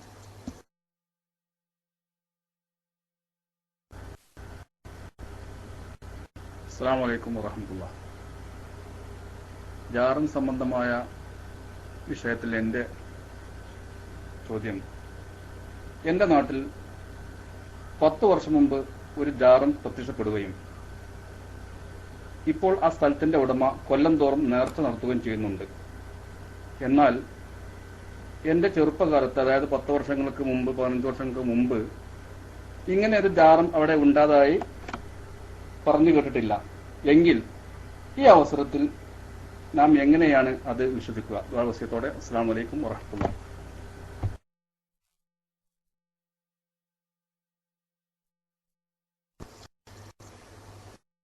ജാറുണ്ടാവാൻ ഇത്ര കാലയളവ് വേണമെന്ന് നിബന്ധനയൊന്നുമില്ല. ജാറുണ്ടാക്കാൻ കാലയളവ് വേണമെന്നുള്ള നിബന്ധനയൊന്നുമില്ല. ബഹുമാനപ്പെട്ട ശംസുൽ ഉലമാ, ബഹുമാനപ്പെട്ടവര് 1993, 94, 95, 96 അല്ലേ വഫാത്തില്ലേ? ശംസുൽ ഉലമയുടെ വഫാത്ത് 96 എന്റെ ഏകദേശ ഒരു കണക്ക് പ്രകാരം. ബഹുമാനപ്പെട്ടവരുടെ വഫാത്ത് 96 1996. ഇപ്പോഴത്തേക്ക് ഏകദേശം എത്ര കൊല്ലായി? 94 93. റൈറ്റ് 94 ശരിയായിരിക്കാം. 94 അവസാനത്തായിരിക്കാം അല്ലേ എന്നാണ് എന്റെ ഓർമ്മ അല്ലേ? 94 96 കൺഫ്യൂഷൻ ആക്കല്ലേ. ബാപ്പുട്ടി ഉസ്താദ് അടിച്ചിട്ടുണ്ട് 96 ഉസ്താദെ ഹദാഹുവൽ അസഹു. അയ്യോ, ഞാൻ ഏകദേശം എന്റെ മൈൻഡിൽ നിർത്തി പറഞ്ഞ 94 അസഹാണോ? എന്തായാലും ആയിക്കോട്ടെ. 94 ആയാലും 96 ആയാലും 2 കൊല്ലത്തിന് ഡിഫറന്റ് അല്ലേ? ഞാനതല്ല, 96 വഫാത്തായ അല്ലെങ്കിൽ 94 മഹാൻ വഫാത്തായിട്ട് 96 മാഷാ അല്ലാഹ് 96 വഫാത്തായ മഹാന്റെ മഖ്ബറ ഇന്ന് ഉണ്ട്. ഇന്ന് മഖ്ബറയായിട്ട് വലിയ ജാറത്തോടു കൂടെ ബഹുമാനപ്പെട്ടവരുടെ മഖ്ബറ ഉണ്ട്. അല്ലാഹു സുബ്ഹാനഹു വ തആല അവിടുത്തെ ഇസ്സത്ത് കൊണ്ട് ബർക്കത്ത് കൊണ്ട് നമ്മെ എല്ലാവരെയും രക്ഷപ്പെടുത്തുമാറാകട്ടെ. അപ്പൊ ബഹുമാനപ്പെട്ടവരുടെ മഖ്ബറയുണ്ട്. അവിടുന്ന് കുറച്ചു കാലം മുമ്പ് വഫാത്തായ ബഹുമാനപ്പെട്ട വരക്കൽ തങ്ങളുടെ മഖ്ബറ അല്ലാഹു സുബ്ഹാനഹു വ തആല അവിടുത്തെ ജാഹ് ബർക്കത്ത് കൊണ്ട് നമ്മുടെ എല്ലാ പ്രതിസന്ധികളും തീർത്തു തരുമാറാകട്ടെ. വരക്കൽ തങ്ങളുടെ മഖ്ബറയും പുതിയങ്ങാടിയിൽ ഇന്നും നിലനിൽക്കുന്നുണ്ട്. അതുപോലെ തന്നെ ഒട്ടനവധി മഖ്ബറകള്, അഥവാ മരണപ്പെട്ട വ്യക്തി മഹാനാണോ മഖ്ബറ ഉണ്ടാവണേന് കുഴപ്പമൊന്നുമില്ല. അത് കാലം കുറെ പഴക്കം വേണമെന്നൊന്നുമില്ല. നിങ്ങളെ നാട് ഏതാണെന്നോ ആ നാട്ടിൽ ആരാണ് മരണപ്പെട്ടത് ഇതൊന്നും എനിക്കറിയില്ല. പക്ഷെ ആള് മഹാനാണെങ്കിൽ മഖ്ബറ ഉണ്ടാവാം. ആ മഹാനോട് യോജിക്കുന്ന അദ്ദേഹത്തിന്റെ ഹൈബത്തിനും വഖാറിനും അദ്ദേഹത്തിന്റെ സ്ഥാനമാനങ്ങൾക്കും യോജിക്കുന്ന രൂപത്തിലുള്ള മഖ്ബറകൾ ഉണ്ടാക്കപ്പെടാം. എവിടെ? ആളുടെ മഹത്വത്തിനനുസരിച്ച് ആള് മഹാനാണോ ഓക്കെ. വടകര മുഹമ്മദ് ഹാജി തങ്ങൾ ബഹുമാനപ്പെട്ടവരുടെ മഖ്ബറയുണ്ട്. അതുപോലെ തന്നെ അനവധി മഹത്തുക്കൾ ഈ അടുത്ത കാലത്ത് മരണപ്പെട്ടു പോയ മഹാരഥന്മാരുടെ മഖ്ബറകൾ അനവധിയുണ്ട്. കുണ്ടൂർ ഉസ്താദിന്റെ മഖ്ബറയുണ്ട്. അല്ലാഹു സുബ്ഹാനഹു വ തആല അവരുടെ ബർക്കത്ത് കൊണ്ടൊക്കെ നമ്മെ രക്ഷപ്പെടുത്തുമാറാകട്ടെ. കുണ്ടൂർ ഉസ്താദിന്റെ മഖ്ബറയുണ്ട്. ബഹുമാനപ്പെട്ട താജുൽ ഉലമ, ഇപ്പോൾ അടുത്ത് മരണപ്പെട്ട വഫാത്തായിട്ടുള്ള ബഹുമാനപ്പെട്ട താജുൽ ഉലമ ബഹുമാനപ്പെട്ടവരുടെ മഖ്ബറയും ഉണ്ട്. അപ്പോ മഖ്ബറ എന്നത് എന്തല്ല കാലപ്പഴക്കം ഇത്ര വേണം എന്നൊരു നിബന്ധനയിൽ അധിഷ്ഠിതമായി ഉണ്ടാക്കപ്പെടുന്നതല്ല, മറിച്ച് വഫാത്തായിരിക്കുന്ന വ്യക്തിയുടെ ആ ഒരു ഹൈബത്തിനും വഖാറിനും യോജിക്കുന്ന രൂപത്തിൽ അവിടെ സംവിധാനിക്കുന്നതാണ് എന്നാണ് പറഞ്ഞതിന്റെ മഴന. നിങ്ങളുടെ നാട്ടിൽ ആരാണ് മരണപ്പെട്ടത് എന്നോ അദ്ദേഹം എത്തരത്തിലുള്ള ആളാണ് എന്നോ എനിക്ക് അറിയില്ല. അത് നിങ്ങൾ തീരുമാനിക്കേണ്ടതും അന്വേഷിക്കേണ്ടതും ആണെന്ന് ഓർമ്മപ്പെടുത്തുന്നു. അല്ലാഹു തആല ഖൈറും ബർക്കത്തും പ്രദാനം ചെയ്യട്ടെ. അസ്സലാമു അലൈക്കും റഹ്മത്തുള്ളാഹി. എന്റെ ചോദ്യം വേറൊരു ചോദ്യമാണ്. അതായത് മാരണം അഥവാ സിഹ്ർ എന്നാൽ എന്താണ്? അത് ഒരാൾക്ക് ആരെങ്കിലും സിഹ്ർ ചെയ്തു എന്ന് സംശയം വന്നാൽ അതിനുള്ള പ്രതിവിധിക്കായി നാം ആരെയാണ് സമീപിക്കേണ്ടത്? ഇത് സംബന്ധമായി യാതൊരു വിവരവും അറിയാത്തതുകൊണ്ട് ചോദിക്കുകയാണ്. ദുആ വസിയത്തോടെ. അസ്സലാമു അലൈക്കും വറഹ്മത്തുള്ളാഹി വബറകാതുഹു. അസ്സലാമു അലൈക്കും വറഹ്മത്തുള്ളാഹി വബറകാതുഹു. സിഹറിനെ കുറിച്ചാണ് ചോദിച്ചത്. സിഹർ എന്ന് പറഞ്ഞാല് യഥാർത്ഥത്തിൽ മാ യുഫർരിഖൂന ബിഹി ബൈനൽ മർഇ വ സൗജിഹി, പരിശുദ്ധ ഖുർആൻ പറഞ്ഞു അതിനെക്കുറിച്ച്. ആ ആയത്തൊന്ന് 102-ാമത്തെ ആയത്ത് സൂറത്തുൽ ബഖറ ഒന്ന് അടിക്കാൻ പറ്റുന്ന ആൾക്കാരൊന്ന് അടിച്ചോളി.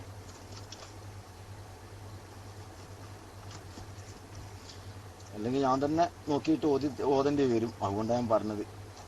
102-ാമത്തെ ആയത്ത് ആണെന്നാണ് എന്റെ ഓർമ്മ.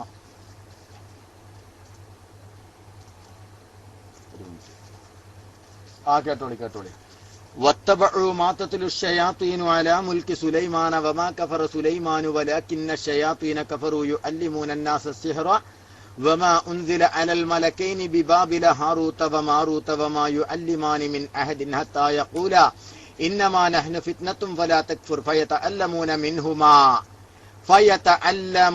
منهما ما يفرقون به بين المرء وزوجه وما هم بضارين به من أحد إلا بإذن الله. ഇതാണ് എന്താണ് മാരണമെന്നാൽ അത് രണ്ടു പേർക്ക് ഇടയിൽ വിട്ടുപിരിക്കുന്ന വസ്തു. രണ്ടു പേർക്ക് ഇടയിൽ വിട്ടുപിരിക്കുക, അതാണ്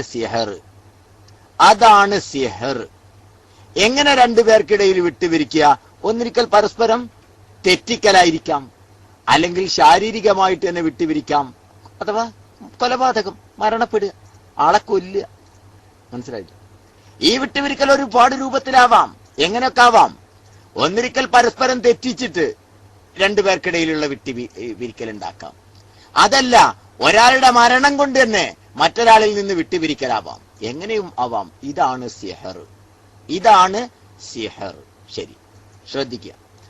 ഇങ്ങനെ ഒരാൾക്ക് സിഹർ ബാധിച്ചു എന്നറിഞ്ഞാൽ, കാരണം സിഹർ അത് ചെയ്തിട്ടില്ലെങ്കിൽ മരണം കൊണ്ടേ പോകൂ. അതാണ് സിഹറിനുള്ള പ്രത്യേകത. സിഹറിനുള്ള പ്രതിവിധി ചെയ്യാത്ത കാലത്തോളം സിഹർ മരണം കൊണ്ടേ പോകൂ. അങ്ങനെയാണ്. കാരണം മരിക്കോളം അത് തിക്തഫലം അനുഭവിച്ചുകൊണ്ടിരിക്കും. കാരണം മരണം കൊണ്ടേ സിഹർ പോകുള്ളൂ. അഥവാ പെട്ടെന്ന് മരിക്കണമെന്നില്ല, മരണം പെട്ടെന്ന് ഉണ്ടായിക്കൊള്ളണമെന്നില്ല. പക്ഷെ മരണം കൊണ്ടേ പിന്നെ മൂപ്പര് പോകൂ എന്നാ പറഞ്ഞത്. മനസ്സിലായില്ലേ? സിഹറിന് അങ്ങനെയാണ് അതിന്റെ കുഴപ്പം. കാരണം സിഹർ ഒരാൾക്ക് ബാധിച്ചാൽ അതിന്റെ പ്രതിവിധി ചെയ്തിട്ടില്ല എങ്കിൽ അത് മരണം കൊണ്ടേ പോകൂ. അങ്ങനെ ഒരാൾക്ക് സിഹർ ബാധിച്ചു എന്നറിഞ്ഞാൽ അവൻ ഖുർആനിലേക്കാണ് മടങ്ങേണ്ടത്. അവൻ ഖുർആനിലേക്കാണ് മടങ്ങേണ്ടത്. ആരെടുത്തേക്കാ പോണ്ടേന്നല്ല, ഖുർആനിലേക്കാണ് അവൻ മടങ്ങേണ്ടത്. സ്വയം ഖുർആനിലേക്ക് മടങ്ങാൻ കഴിയാത്തവൻ മടങ്ങാൻ കഴിയുന്നവനിലേക്കാണ് മടങ്ങേണ്ടത്. ആളെ പേരും അഡ്രസ്സും അല്ല ഇവിടെ ഞാൻ പറയുന്നത്, ശരിക്കും ശ്രദ്ധിക്കുക. അവൻ ഖുർആനിലേക്കാണ് മടങ്ങേണ്ടത്. സിഹർ ഒരാൾക്ക് ബാധിച്ചു എന്നാൽ, സിഹർ ഒരാൾക്ക് ബാധിച്ചു എങ്കിൽ അങ്ങനെ അവൻ മനസ്സിലാക്കിയാൽ അവൻ എന്ത് ചെയ്യണം? ഖുർആനിലേക്ക് മടങ്ങുക. സ്വയം ഖുർആനിലേക്ക് മടങ്ങാൻ ആഫിയത്തില്ലാത്തവനാണെങ്കിൽ ഖുർആനിലേക്ക് മടങ്ങാൻ കഴിയുന്നവരിലേക്ക് മടങ്ങുക. ഇതിലാർക്കും എതിരെ അഭിപ്രായം ഉണ്ടാവില്ല. അതിനാണ് ഇത്ര സിമ്പിളായിട്ട് ആ വിഷയം പറഞ്ഞത്. കാരണം അത് അറിയുന്ന ആൾക്കാരുടെ അടുത്തേക്ക് പോകുക, ഖുർആൻ കൊണ്ട് മാറ്റിത്തരാൻ അറിയുന്ന ആൾക്കാരുടെ അടുത്തേക്ക് പോകുക. സ്വയായിട്ട് മാറ്റാൻ അറിയെങ്കിൽ സ്വയായിട്ട് മാറ്റാൻ. റാജി, ഞാൻ പറഞ്ഞേ മനസ്സിലായോ നിങ്ങൾക്ക്? ഞാൻ പറഞ്ഞേ മനസ്സിലായോ? അവൻ എവിടേക്കുമല്ല മടങ്ങേണ്ടത്, അവൻ ഖുർആനിലേക്കാണ് മടങ്ങേണ്ടത്. അഥവാ സ്വയമായി ഖുർആന് കൊണ്ട് അതിന്റെ ഹല്ല് ചെയ്യാൻ കഴിയുന്നവനാണെങ്കിൽ അത് ഹല്ല് ഖുർആന് കൊണ്ട് ചെയ്യുക. പക്ഷെ പലർക്കും അറിഞ്ഞോളണമെന്നില്ല. അങ്ങനെ വരുമ്പോ അത് അറിയുന്നവരിലേക്ക് പോവുക, അഥവാ ഖുർആനിലേക്ക് മടങ്ങാൻ കഴിയുന്നവരിലേക്ക് മടങ്ങുക. മനസ്സിലായോ? ഞാൻ പറഞ്ഞേ മനസ്സിലായോ നിങ്ങൾക്ക്? ഞാൻ പറഞ്ഞേ മനസ്സിലായോ?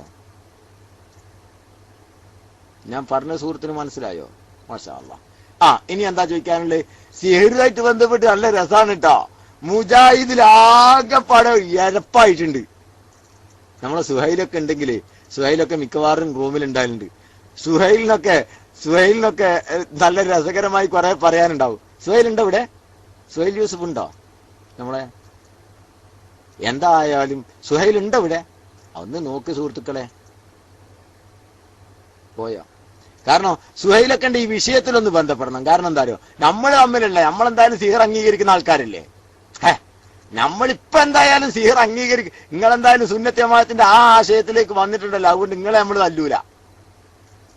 ജിന്നൂരികളിപ്പൊ നമ്മൾ എന്ത് ചെയ്യുന്നില്ല, സിഹറിന്റെ വിഷയത്തില് തല്ലണില്ല. കാരണം എന്താ, നിങ്ങളിപ്പോ സുന്നത്ത് ജമാഅത്തിന്റെ ആശയത്തിലേക്ക് വന്നല്ലോ, ഇനിയിപ്പോ നിങ്ങളെ തല്ലിയിട്ട് കാര്യമില്ലല്ലോ. അതുകൊണ്ട് എനിക്കിപ്പോ ഉള്ള രസം എന്താ അറിയോ, നമ്മളെ ഈ സലഫി റൂമിന്റെ വലിയ മുഫ്തിയായിരുന്ന, ഇസ്ലാഹി റൂമിന്റെ വലിയ മുഫ്തിയായിരുന്ന വലിയ മഹാനുണ്ടല്ലോ, എന്താ മൂപ്പര പേര്? അബൂബക്കർ നസാഫ്. ആ സംഭവം ഞാനായിട്ട് നല്ല ബന്ധമൊക്കെ ഉള്ള ആളാണ് കേട്ടോ. അത് ഞാൻ പേര് പറയുമ്പോ പറയുന്ന സംഭവം എന്തോ ആവട്ടെ, ആളിപ്പോ കൂടുമാറിയിട്ടുണ്ട്. ഇപ്പൊ മൂപ്പര് പോയി ചാടിയിരിക്കണ എങ്ങോട്ടേക്കാ അറിയോ? KNM ഔദ്യോഗിക വിഭാഗത്തിലേക്ക് ചാടി. ഞാൻ ആലോചിക്കാം, മെഞ്ഞാന്ന് വരെ അള്ളാന്റെ റസൂലിനെ സിഹർ ബാധിച്ചുവെന്ന് പറഞ്ഞാൽ റസൂലുള്ളാനെ അന്തം കമ്മിയാക്കലാണെന്നാ പറഞ്ഞത്. അന്തം കമ്മിയാക്കലാണെന്നാ പറഞ്ഞത്. റസൂലുള്ളാനെ അന്തം കമ്മിയാക്കി ചിത്രീകരിക്കാൻ ഞങ്ങൾക്ക് കഴിയൂല എന്നാ പറഞ്ഞത്. ആരെ ഇവിടെ അള്ളാന്റെ റസൂലിനെ അന്തം കമ്മിയാക്കിയത്? പറയണം. ആരെ? റസൂലുള്ളാഹി സ്വല്ലല്ലാഹു അലൈഹി വസല്ലമ തങ്ങൾക്ക് ഏതെങ്കിലും ബുദ്ധിക്ക് ഭ്രമം സംഭവിച്ചു എന്ന് മനസ്സിലാക്കി പറഞ്ഞത്? ആരും പറഞ്ഞിട്ടില്ല, ഒരാളും അത് പറഞ്ഞിട്ടില്ല. മറിച്ച് ആയിഷ ബീവി റളിയല്ലാഹു തആല അൻഹയല്ലേ പറഞ്ഞത്. ഈ വിഷയം റിപ്പോർട്ട് ചെയ്തത് ആരാടോ?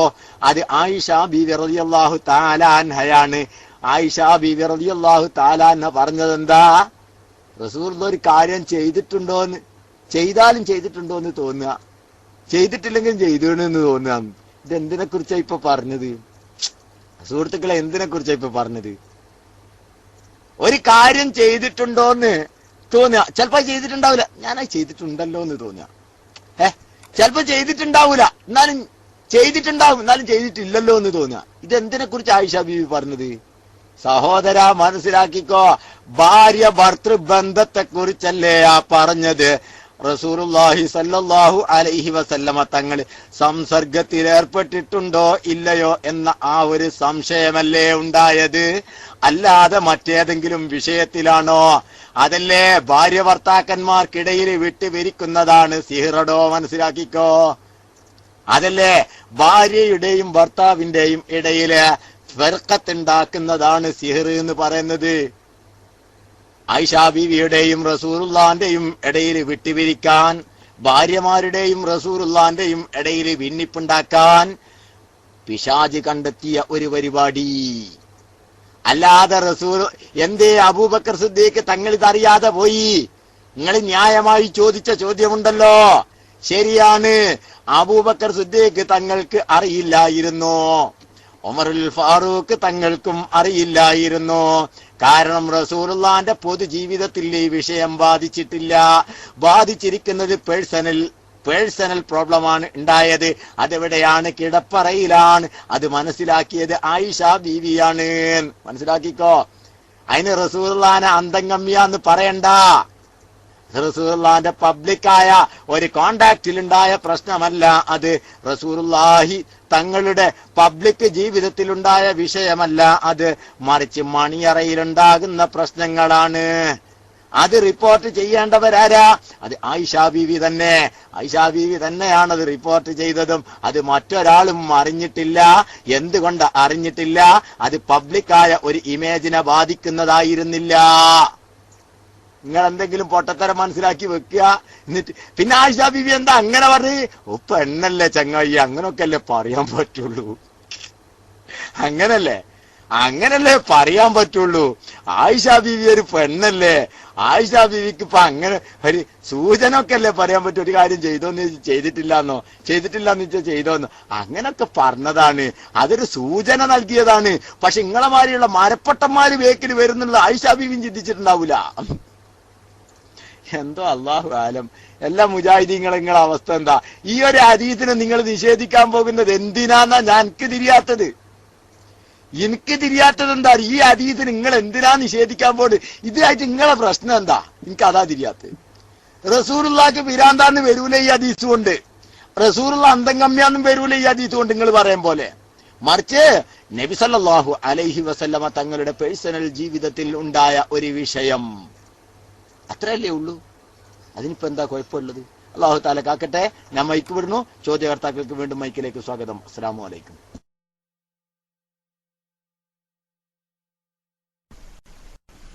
വലൈക്കും അസ്സലാം വറഹ്മത്തുള്ളാഹി വബറകാതുഹു. റാസി ക്ഷമിക്കണേ, നിങ്ങൾക്ക് തന്നെ മൈക്കേറെ. മാഷാ അല്ലാഹ്, അൽഹംദുലില്ലാഹ്, നല്ലൊരു വിശദീകരണം. അതാ ചോദ്യാർത്ഥകന്മാർക്കൊപ്പം നമ്മൾ സ്വാഗതം ചെയ്യുന്നത്. റാസി അത് ചോദിച്ചപ്പോ നമ്മൾക്ക് നല്ലൊരു വിശദീകരണം മാഷാ അല്ലാഹ് ബഹുമാനപ്പെട്ട ഉസ്താദിൽ നിന്ന് ഈ വിഷയവുമായി ബന്ധപ്പെട്ട് നമുക്ക് കിട്ടി. അൽഹംദുലില്ലാഹ്, അല്ലാഹു സുബ്ഹാനഹു വ തആല ബർക്കത്ത് ചെയ്യുവാനാവട്ടെ.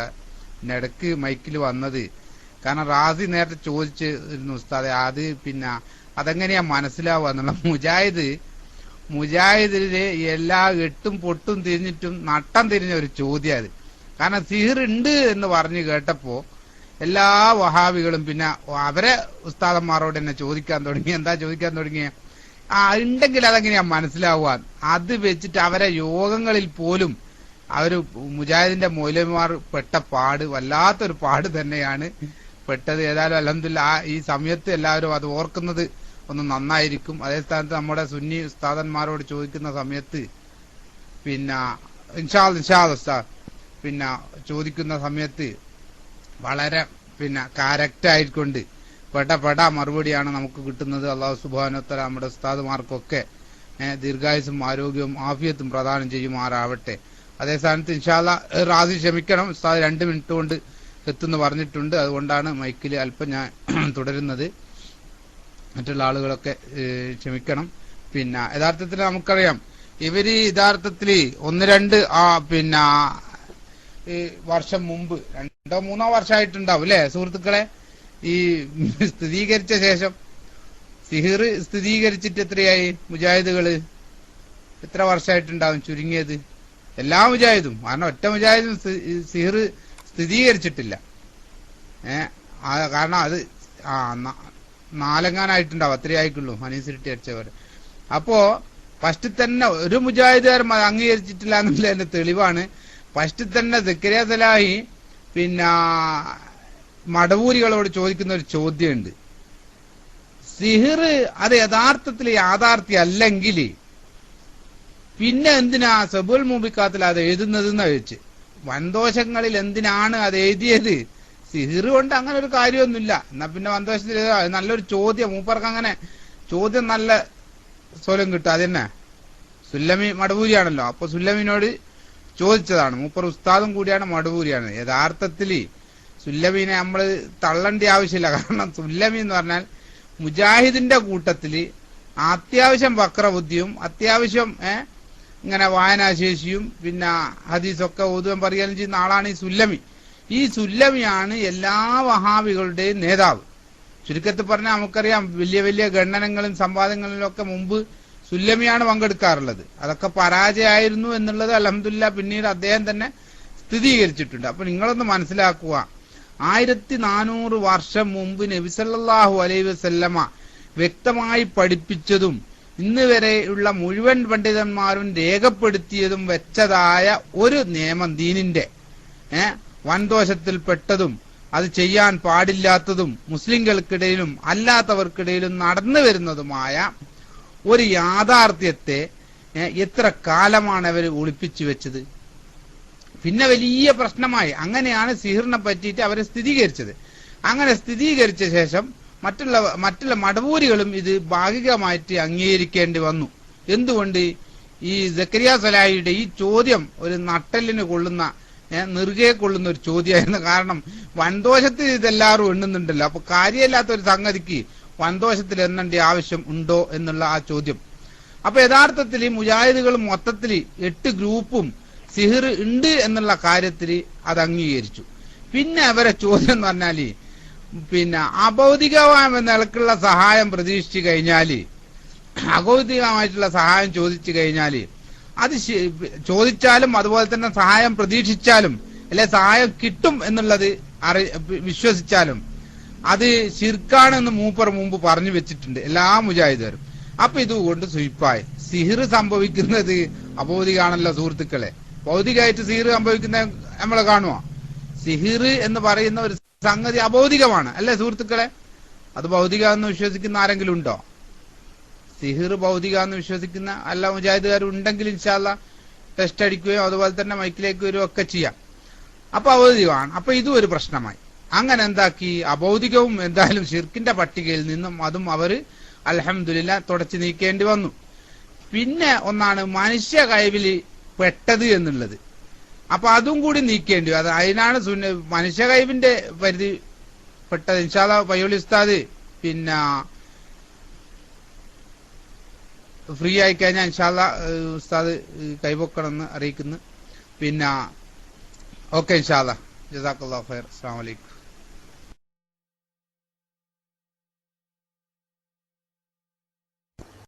വലൈക്കും സ്ലാം വറഹമത്തുള്ള. ഇനി അതിന്റെ ബാക്കി ആർക്കാ എന്താ ചോദിക്കാനുള്ളത്? സിഹിറുമായിട്ട് ബന്ധപ്പെട്ട് ചോദിക്കാനുള്ളവരൊക്കെ ചോദിച്ചോളൂ കേട്ടാ. അങ്ങനെ ഉണ്ടല്ലോ, ഇല്ല എന്നെ കൊണ്ട് എല്ലാറ്റിനും മറുപടി പറയാം എന്നുള്ള അഹങ്കാരത്തിലല്ല പറയുന്ന ഉസ്താദുമാർ താഴത്തുണ്ട്. ബാപ്പുട്ടി താരിം ഉസ്താദിനൊക്കെ കാണാനുണ്ട്. അതുകൊണ്ട് ചോദിച്ചോളി. ഐസ്ക് മദീന അവിടെ കുത്തിരിക്കും. ഇവിടെ മറ്റുള്ളവർ ചോദിക്കട്ടെ.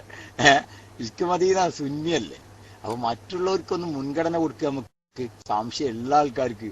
എന്നിട്ട് ഇഷ്ക് മദീനക്ക് വരട്ടാ, ആരും ഇല്ലാത്ത സമയത്ത് വരാം. ഓക്കെ, മറ്റുള്ളവർ ചോദിച്ചോളി. അസ്സലാമു അലൈക്കും.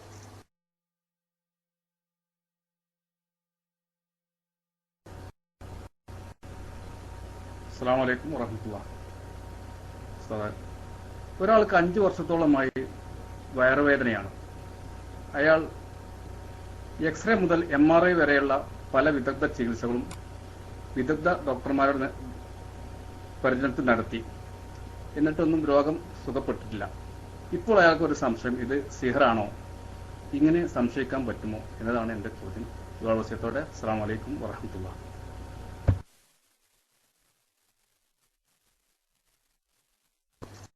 അസ്സലാമു അലൈക്കും വറഹ്മത്തുള്ളാഹി വബറകാതുഹു.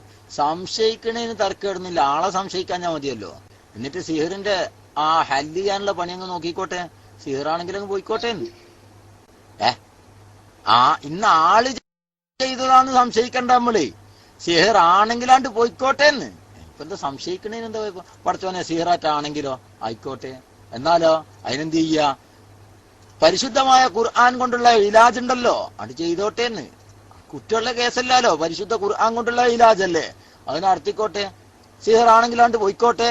ഇനി സിഹറല്ലേ എന്നാ പിന്നെ അടുത്ത നോക്കുക. സിഹറാണെങ്കിലാണ്ട് പോയിക്കോട്ടെ. ഇലാജുൻ ബിൽ ഖുർആൻ, പരിശുദ്ധ ഖുർആൻ കൊണ്ടുള്ള ചികിത്സ, അതാണ് സിഹർ. സിഹറിനുള്ള ചികിത്സ പരിശുദ്ധ ഖുർആൻ കൊണ്ടാണ്. ആ ഖുർആൻ കൊണ്ടുള്ള ചികിത്സ നടത്തി നോക്ക്. നടത്തിയിട്ട് കിട്ടുക മാറുകയാണെങ്കിൽ മാറിക്കോട്ടെ, അൽഹംദുലില്ലാ. എന്തായാലും പഠിച്ചോ ഷിഫയാക്കി കൊടുക്കട്ടെ. ഇനി മാറിയില്ല എന്നാ പിന്നെ സിഹറല്ല എന്ന് വിചാരിക്കും ചെയ്യാ. പരിശുദ്ധമായ ഖുർആൻ കൊണ്ടുള്ള ചികിത്സയാണ് സിഹറിനെ ഹല്ല് ചെയ്യാനുള്ളത് എന്ന് ഓർമ്മപ്പെടുത്തുന്നു. അത് സംശയിക്കണതിനൊന്നും കുഴപ്പമില്ല. സംശയിക്കുക, എന്നിട്ട് ആ സംശയം ഇങ്ങനെ വെച്ചുകൊണ്ടിരിക്കുകയല്ല വേണ്ടത്, ആ സംശയത്തിനുള്ള പ്രതിവിധി തേടുകയാണ് വേണ്ടത് എന്ന് ഓർമ്മിപ്പിക്കുന്നു. ഞാൻ മൈക്ക് വിട്ടു.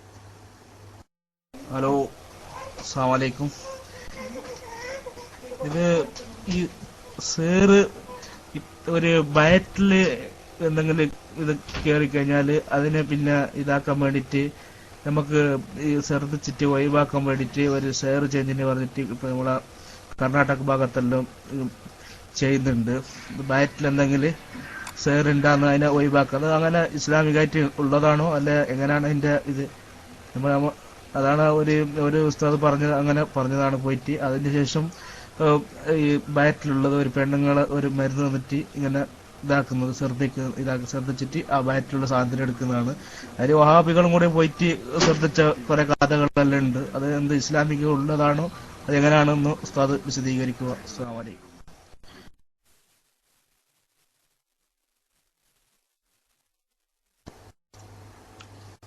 പർച്ചോനെ, ഈ ചികിത്സാ രീതി നമ്മളോട് ചോദിച്ചാൽ വലിയ ബുദ്ധിമുട്ടാണ്. പക്ഷെ സിഹർ ബാധിക്കുകയോ ഇല്ലയോ എന്നുള്ള അടിസ്ഥാനത്തിലാണെങ്കിൽ നമ്മൾ ചർച്ച ചെയ്യും. അങ്ങനെ ചിന്തിക്കണം. സിഹർ ബാധിക്കുകയോ ഇല്ലയോ, സിഹർ ഹക്കാണോ അല്ലേ, സിഹർ ബാധിച്ചാലും പ്രതിവിധി ഉണ്ടോ ഇല്ലേ, എന്താണ് പ്രതിവിധി, അത് പരിശുദ്ധ ഖുർആനാന്നും പറയും. ഇനി പരിശുദ്ധ ഖുർആൻ കൊണ്ട് എങ്ങനെയാ ചികിത്സിക്കാൻ നിങ്ങൾ എന്നോട് ചോദിച്ച് പഠിക്കാൻ നിൽക്കല്ലേ, അത് ബുദ്ധിമുട്ടാവും. പിന്നിപ്പോ അത് ബുദ്ധിമുട്ടാവൂലേ. പരിശുദ്ധ ഖുർആൻ കൊണ്ട് ഇത് ചികിത്സിക്കുന്ന രീതി ഒന്ന് കാണിച്ചു തരുമോ വയ്യോളി എന്ന് ചോദിച്ചാൽ അത് ബുദ്ധിമുട്ട് തന്നെയല്ലേ. കാരണം എനിക്കറിയില്ല എന്നുള്ള ഒരു യാഥാർത്ഥ്യമാണ് ഞാൻ പറഞ്ഞത്. ബുദ്ധിമുട്ടാണ്, എനിക്ക് ബുദ്ധിമുട്ടാണ്, എനിക്ക് ആ പരിപാടി അറിയില്ല. ഏതായാലും സുഹൃത്തെ അത് പറഞ്ഞത് ഉദ്ദേശിച്ചിരിക്കുന്ന വിഷയം അസുമ്മു യദവിയ് എന്ന് പറഞ്ഞൊരു പരിപാടി ഉണ്ട്, അഥവാ കൈവിഷം. കൈവിഷം എന്നാണ് പറയാ മലയാളത്തിൽ. കൈവിഷം കൊടുക്കുക, അത് സിഹറിന്റെ ഒരു ഭാഗമാണ്. സിഹറിന്റെ ഒരു ഭാഗമാണത്. അത് ഒഴിവാക്കുക. ഛർദിപ്പിക്കുക എന്ന് പറഞ്ഞാൽ അത് ലഫ്ളിയായ ഛർദിപ്പിക്കലാണോ എന്നൊക്കെ ചിന്തിക്കണം. അള്ളാഹു ആയാലും എനിക്കതിനെ പറ്റി അറിയില്ലട്ടാ. എന്തായാലും അത് ബാത്തിലാക്കലും ഖുർആൻ കൊണ്ടാ. ഖുർആൻ ഓതിക്കൊണ്ട്, ഖുർആൻ ഓതിയ വസ്തുക്കൾ ഉപയോഗപ്പെടുത്തിക്കൊണ്ട്, ഖുർആൻ ഓതിക്കൊണ്ടൊക്കെയാണ്. മനസ്സിലായില്ലേ? ഖുർആൻ ഓതിക്കൊണ്ടാണ് അത് ബാത്തിലാക്കുക. അതെ, സിഹർ അനേക വകുപ്പുകളുണ്ട്. എല്ലാ സിഹറും ഒരേ മാതിരി ഒന്നല്ല, അനേക വകുപ്പുകൾ സിഹറിനുണ്ട്. മുത്തനവ്വ, അൻവാഉം മുത്തനവ്വ. മനസ്സിലായില്ലേ? അതിനാണ് നമ്മളെ അത് മുജാഹിദ് മതത്തില് കഴുകിയ വെള്ളം, ഡാഷ് കഴുകിയ വെള്ളം കുടിപ്പിക്കണ പരിപാടിയൊക്കെ ഉണ്ടല്ലോ. അതൊക്കെ അങ്ങനെയുള്ള ചില എന്താ വേണ്ട ആവട്ടെ. ഏതായാലും സിഹർ ഹക്കാണ്, സിഹർ ഫലിക്കും, സിഹർ ഫലിച്ചിട്ടുണ്ട് റസൂലുള്ളാഹിക്ക്. ഇതൊക്കെ ഹക്ക് തന്നെയാണ്, സിഹർ ഫലിക്കും എന്നുള്ളതും യാഥാർത്ഥ്യമാണ്. അതില്ലാന്ന് പറയാൻ ഒരൊറ്റ കൊമ്പനെ കൊണ്ടും സാധിക്കൂല. അത് പാച്ച മുഅ്തസിലിയത്തിന്റെ വാദമാണ്. സിഹറിനെ നിഷേധിക്കുക എന്നത് മുഅ്തസിലിയത്തിന്റെ വാദമാണ്. മനസ്സിലായില്ലേ? അല്ല, എന്നെ കണ്ണേറിന് മാത്രമല്ല ഈനും കുടിപ്പിക്കുമല്ലോ. അബൂജറിൻ പറയാണ് അത് കണ്ണേറിനാണ്. പുതിയ പരിഷ്കരിച്ച രീതി വരാൻ പോണ്ടെന്ന് ഒരു കിട്ടുകൊടുക്കല്ലേ നമ്മള്. അതെ, കൈവശത്തിനും പറ്റും, എന്തുകൊണ്ട് പറ്റൂല? അത് ശരി, കണ്ണേറിന് മാത്രമേ പറ്റുള്ളൂ. എന്താ ആവട്ടെ, ഞാൻ മൈക്ക് വിട്ടു. അസ്സലാമു അലൈക്കും.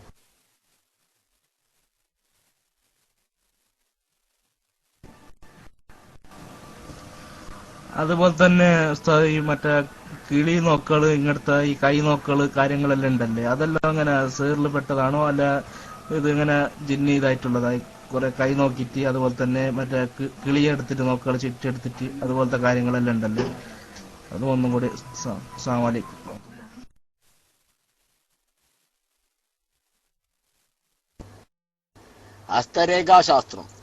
ഹസ്തരേഖാശാസ്ത്രം എല്ലാവർക്കും തിരിയുന്ന മലയാളം. കൈനോട്ടം, കിളിനെ കൊണ്ട് ചീട്ടെടുപ്പിക്കുക. ഈ അടുത്ത് ഞാൻ പറഞ്ഞു കേട്ടു, ഒരു ചങ്ങാതി എനിക്ക് ഒരു തത്തനെയും കൊണ്ടുവന്നു. തത്തനെയും കൊണ്ടുവന്നിട്ട് ചീട്ടിങ്ങനെ നിരത്തി വെച്ചിട്ട് തത്തനെ പുറത്തേക്ക് വെക്കാറില്ല. ഈ തത്തന്റെ ചിറക് വെട്ടിയ തത്തയായിരിക്കും പാറിപ്പോവാതിരിക്കാൻ വേണ്ടി. അപ്പോ ചിറക് വെട്ടിയ തത്തനെ വെച്ചിട്ട് തത്ത ഏതെങ്കിലും ഒരു ചീട്ടെടുക്കുക ചെയ്യുക. അത് ചിലപ്പം ഭദ്രഹാളിന്റെ ചീട്ടായിരിക്കും, അല്ലെങ്കിൽ മുത്തപ്പന്റെ ചീട്ടായിരിക്കും, അല്ലെങ്കിൽ ഏതെങ്കിലും പിന്നെ ഏതെങ്കിലും അപ്പന്റെ ചീട്ടായിരിക്കും കിട്ടുക. എന്തോ ആവട്ടെ, എന്തായാലും ഇയാള്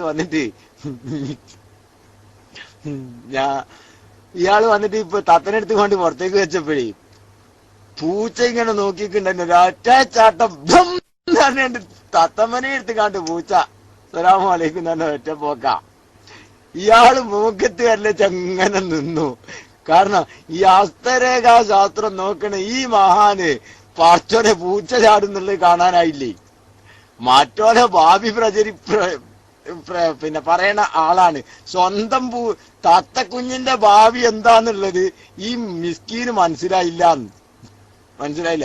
ചാടിക്കൊണ്ടുപോയി തത്തമ്മനെയും കൊണ്ട് പൂച്ച ബ്ലും പോക്ക. ഇതാണ് ശാസ്ത്രത്തിന്റെ കോലം. ഹസ്തരേഖാശാസ്ത്രം, അതുപോലെ തന്നെ തത്തരേഖാശാസ്ത്രം. നബി സല്ലല്ലാഹു അലൈഹി വസല്ലമ തങ്ങള് പറയുന്നത് കാണാം. ത്വയ്റത്ത് എന്ന് പറഞ്ഞാൽ പക്ഷിശാസ്ത്രം നോക്കാൻ പാടില്ല. പക്ഷിശാസ്ത്രം നോക്കാൻ പാടില്ലാത്തതാണ്. അതുപോലെ തന്നെ കഹാനത്ത്, അത് പാടില്ലാത്തതാണ്. നബി സല്ലല്ലാഹു അലൈഹി വസല്ലമ തങ്ങൾ അനേകം ഹദീസിലൂടെ പഠിപ്പിച്ചതാണത്. അതിനൊരുപാട് കാരണങ്ങളുണ്ട്. പക്ഷെ അതിൽ ചില യാഥാർത്ഥ്യങ്ങൾ ഉണ്ടോ എന്ന് ചോദിച്ചാൽ ഉണ്ട് എന്നാണ്. അതുകൊണ്ടാണല്ലോ പാടില്ല എന്ന് പറയുന്നത്. ചില യാഥാർത്ഥ്യങ്ങൾ അതിലൊക്കെ ഉണ്ട്, ഇല്ലെന്നല്ല പറഞ്ഞത്. പക്ഷേ ആ യാഥാർത്ഥ്യങ്ങളെക്കാൾ ഉപരി അതിൽ അബദ്ധങ്ങളാണ്. യാഥാർത്ഥ്യങ്ങളെക്കാൾ ഉപരി അബദ്ധങ്ങളാണ് അതിലുള്ളത്. ഇന്നീ കാണുന്നതൊന്നല്ലോ. നമ്മൾ ആളെ പറ്റിക്കുന്ന ഏർപ്പാടാണ് ഇന്ന് ഹസ്തരേഖ എന്നും പറഞ്ഞിട്ട്. ഹസ്തരേഖാ ശാസ്ത്രക്കാര് കുത്തിരിക്കും. എന്നിട്ട് എന്താ പറയാ, പോപ്പുലറായ കുറെ സംഗതികൾ പറയും. നിങ്ങൾ വലിയ നല്ല ആളാണ്, പക്ഷെ നിങ്ങളെല്ലാവർക്കും ഗുണം ചെയ്യും, പക്ഷെ നിങ്ങൾക്ക് ആരും തിരിച്ചു തരില്ല. നിങ്ങൾ ആലോചിച്ച് നോക്കി. ഞാനിപ്പോ നിങ്ങളെ രേഖ നോക്കിയിട്ട് പറയാം, കൈരേഖ നോക്കിയിട്ട് പറയാം, നിങ്ങളാള് നല്ല ആളാണ്, നിങ്ങളെല്ലാരെയും സഹായിക്കും, പക്ഷെ നിങ്ങൾക്ക് ആ സഹായം ഒരിക്കലും തിരിച്ചു കിട്ടാറില്ല. അപ്പൊ നിങ്ങൾ ചിന്തിക്കും, ശരിയല്ലേ, ഞാൻ എല്ലാവരെയും സഹായിച്ചു, എനിക്ക് അത് തിരിച്ചു കിട്ടില്ല. നിങ്ങളെല്ലാരും നിങ്ങളെ ശരീരത്തോട് ചോദിച്ചു നോക്ക്, നിങ്ങളെ മനസ്സിനോട് ചോദിച്ചു നോക്ക്. That's it, correct. അവനവന്റെ മനസ്സ് പറയും ശരിയാണ്, പറഞ്ഞേ ശരിയാണ് കേട്ടോ. പറയും കഴിഞ്ഞ കുറച്ച് കാലങ്ങൾ ഈ പിന്നെ ഹസ്തരേഖ നോക്കാൻ പോയ നല്ല പിന്നെ ടോപ്പ് നല്ല ഹൈ ലെവലിൽ ജീവിക്കുന്ന ആളൊന്നും ഒരിക്കലും കൈരേഖ നോക്കാൻ പോലില്ല. പോകുന്ന ആള് മിസ്കീനായിരിക്കും എന്നുള്ള ആർക്കും അറിയാ, അതി നോക്കുന്ന ആൾക്കാർക്കും അറിയാലോ. നല്ല ടോപ്പിൽ ജീവിക്കുന്ന ഒരു വ്യക്തി കൈരേഖ നോക്കാൻ പോവുമോ? ഇല്ല. അപ്പൊ പോകുന്ന ആൾക്കാർ ലോ ലെവലിലുള്ള ലോസ്റ്റ് ആയിരിക്കും പോകുന്ന ആള്. അതുകൊണ്ട് തന്നെയാണ് കഴിഞ്ഞ ജീവിതകാലം ഒരുപാട് പ്രതിസന്ധിയുടേതായിരുന്നു. ഒരു 2-3 വർഷവും ചിലപ്പോൾ ഇത് തുടരാനുള്ള സാധ്യത കാണുന്നുണ്ട്. അത് കഴിഞ്ഞാൽ ഉന്നതി പ്രാപിക്കുമെന്നാണ് രേഖ പറയുന്നത് എന്ന് പറയും. നിങ്ങൾ ആലോചിച്ച് നോക്ക്, ശരിയാണല്ല. ഇയാളിതെങ്ങനെ മനസ്സിലാക്കി എന്നപ്പോ മൂപ്പര് ചിന്തിക്കണേ, ഇയാളിതെങ്ങനെ മനസ്സിലാക്കി? സംഭവം ഇത് കോമൺ ആണ്. അവരുടെ അടുത്തേക്ക് പോകുന്നതിലുള്ള കോമൺ ആയിട്ടുള്ള കാര്യങ്ങളായി പറയുന്നത്. പിന്നെ പറയും, വലിയ ഒരുപാട് പ്രതിസന്ധികൾ നിങ്ങളടുത്തേക്ക് പലപ്പോഴും വന്നിരുന്നു, പക്ഷേ അതെല്ലാം ചെറിയ ചെറിയ, നിങ്ങൾക്കറിയാം, നിങ്ങൾ ചിന്തിച്ചു നോക്കിയാൽ അറിയാം, ചെറിയ ചെറിയ ഇതിൽ അവർക്ക് വായാടിത്തം കുറച്ച് കൂടുതലാണ്. നമുക്ക് അങ്ങനെ പറയാനാവില്ല. പിന്നെ സെക്കൻഡുകളുടെ വ്യത്യാസങ്ങളിലൊക്കെ രക്ഷപ്പെട്ടു പോയതാന്നറിയും. നിങ്ങൾ ആലോചിച്ച് നോക്ക്.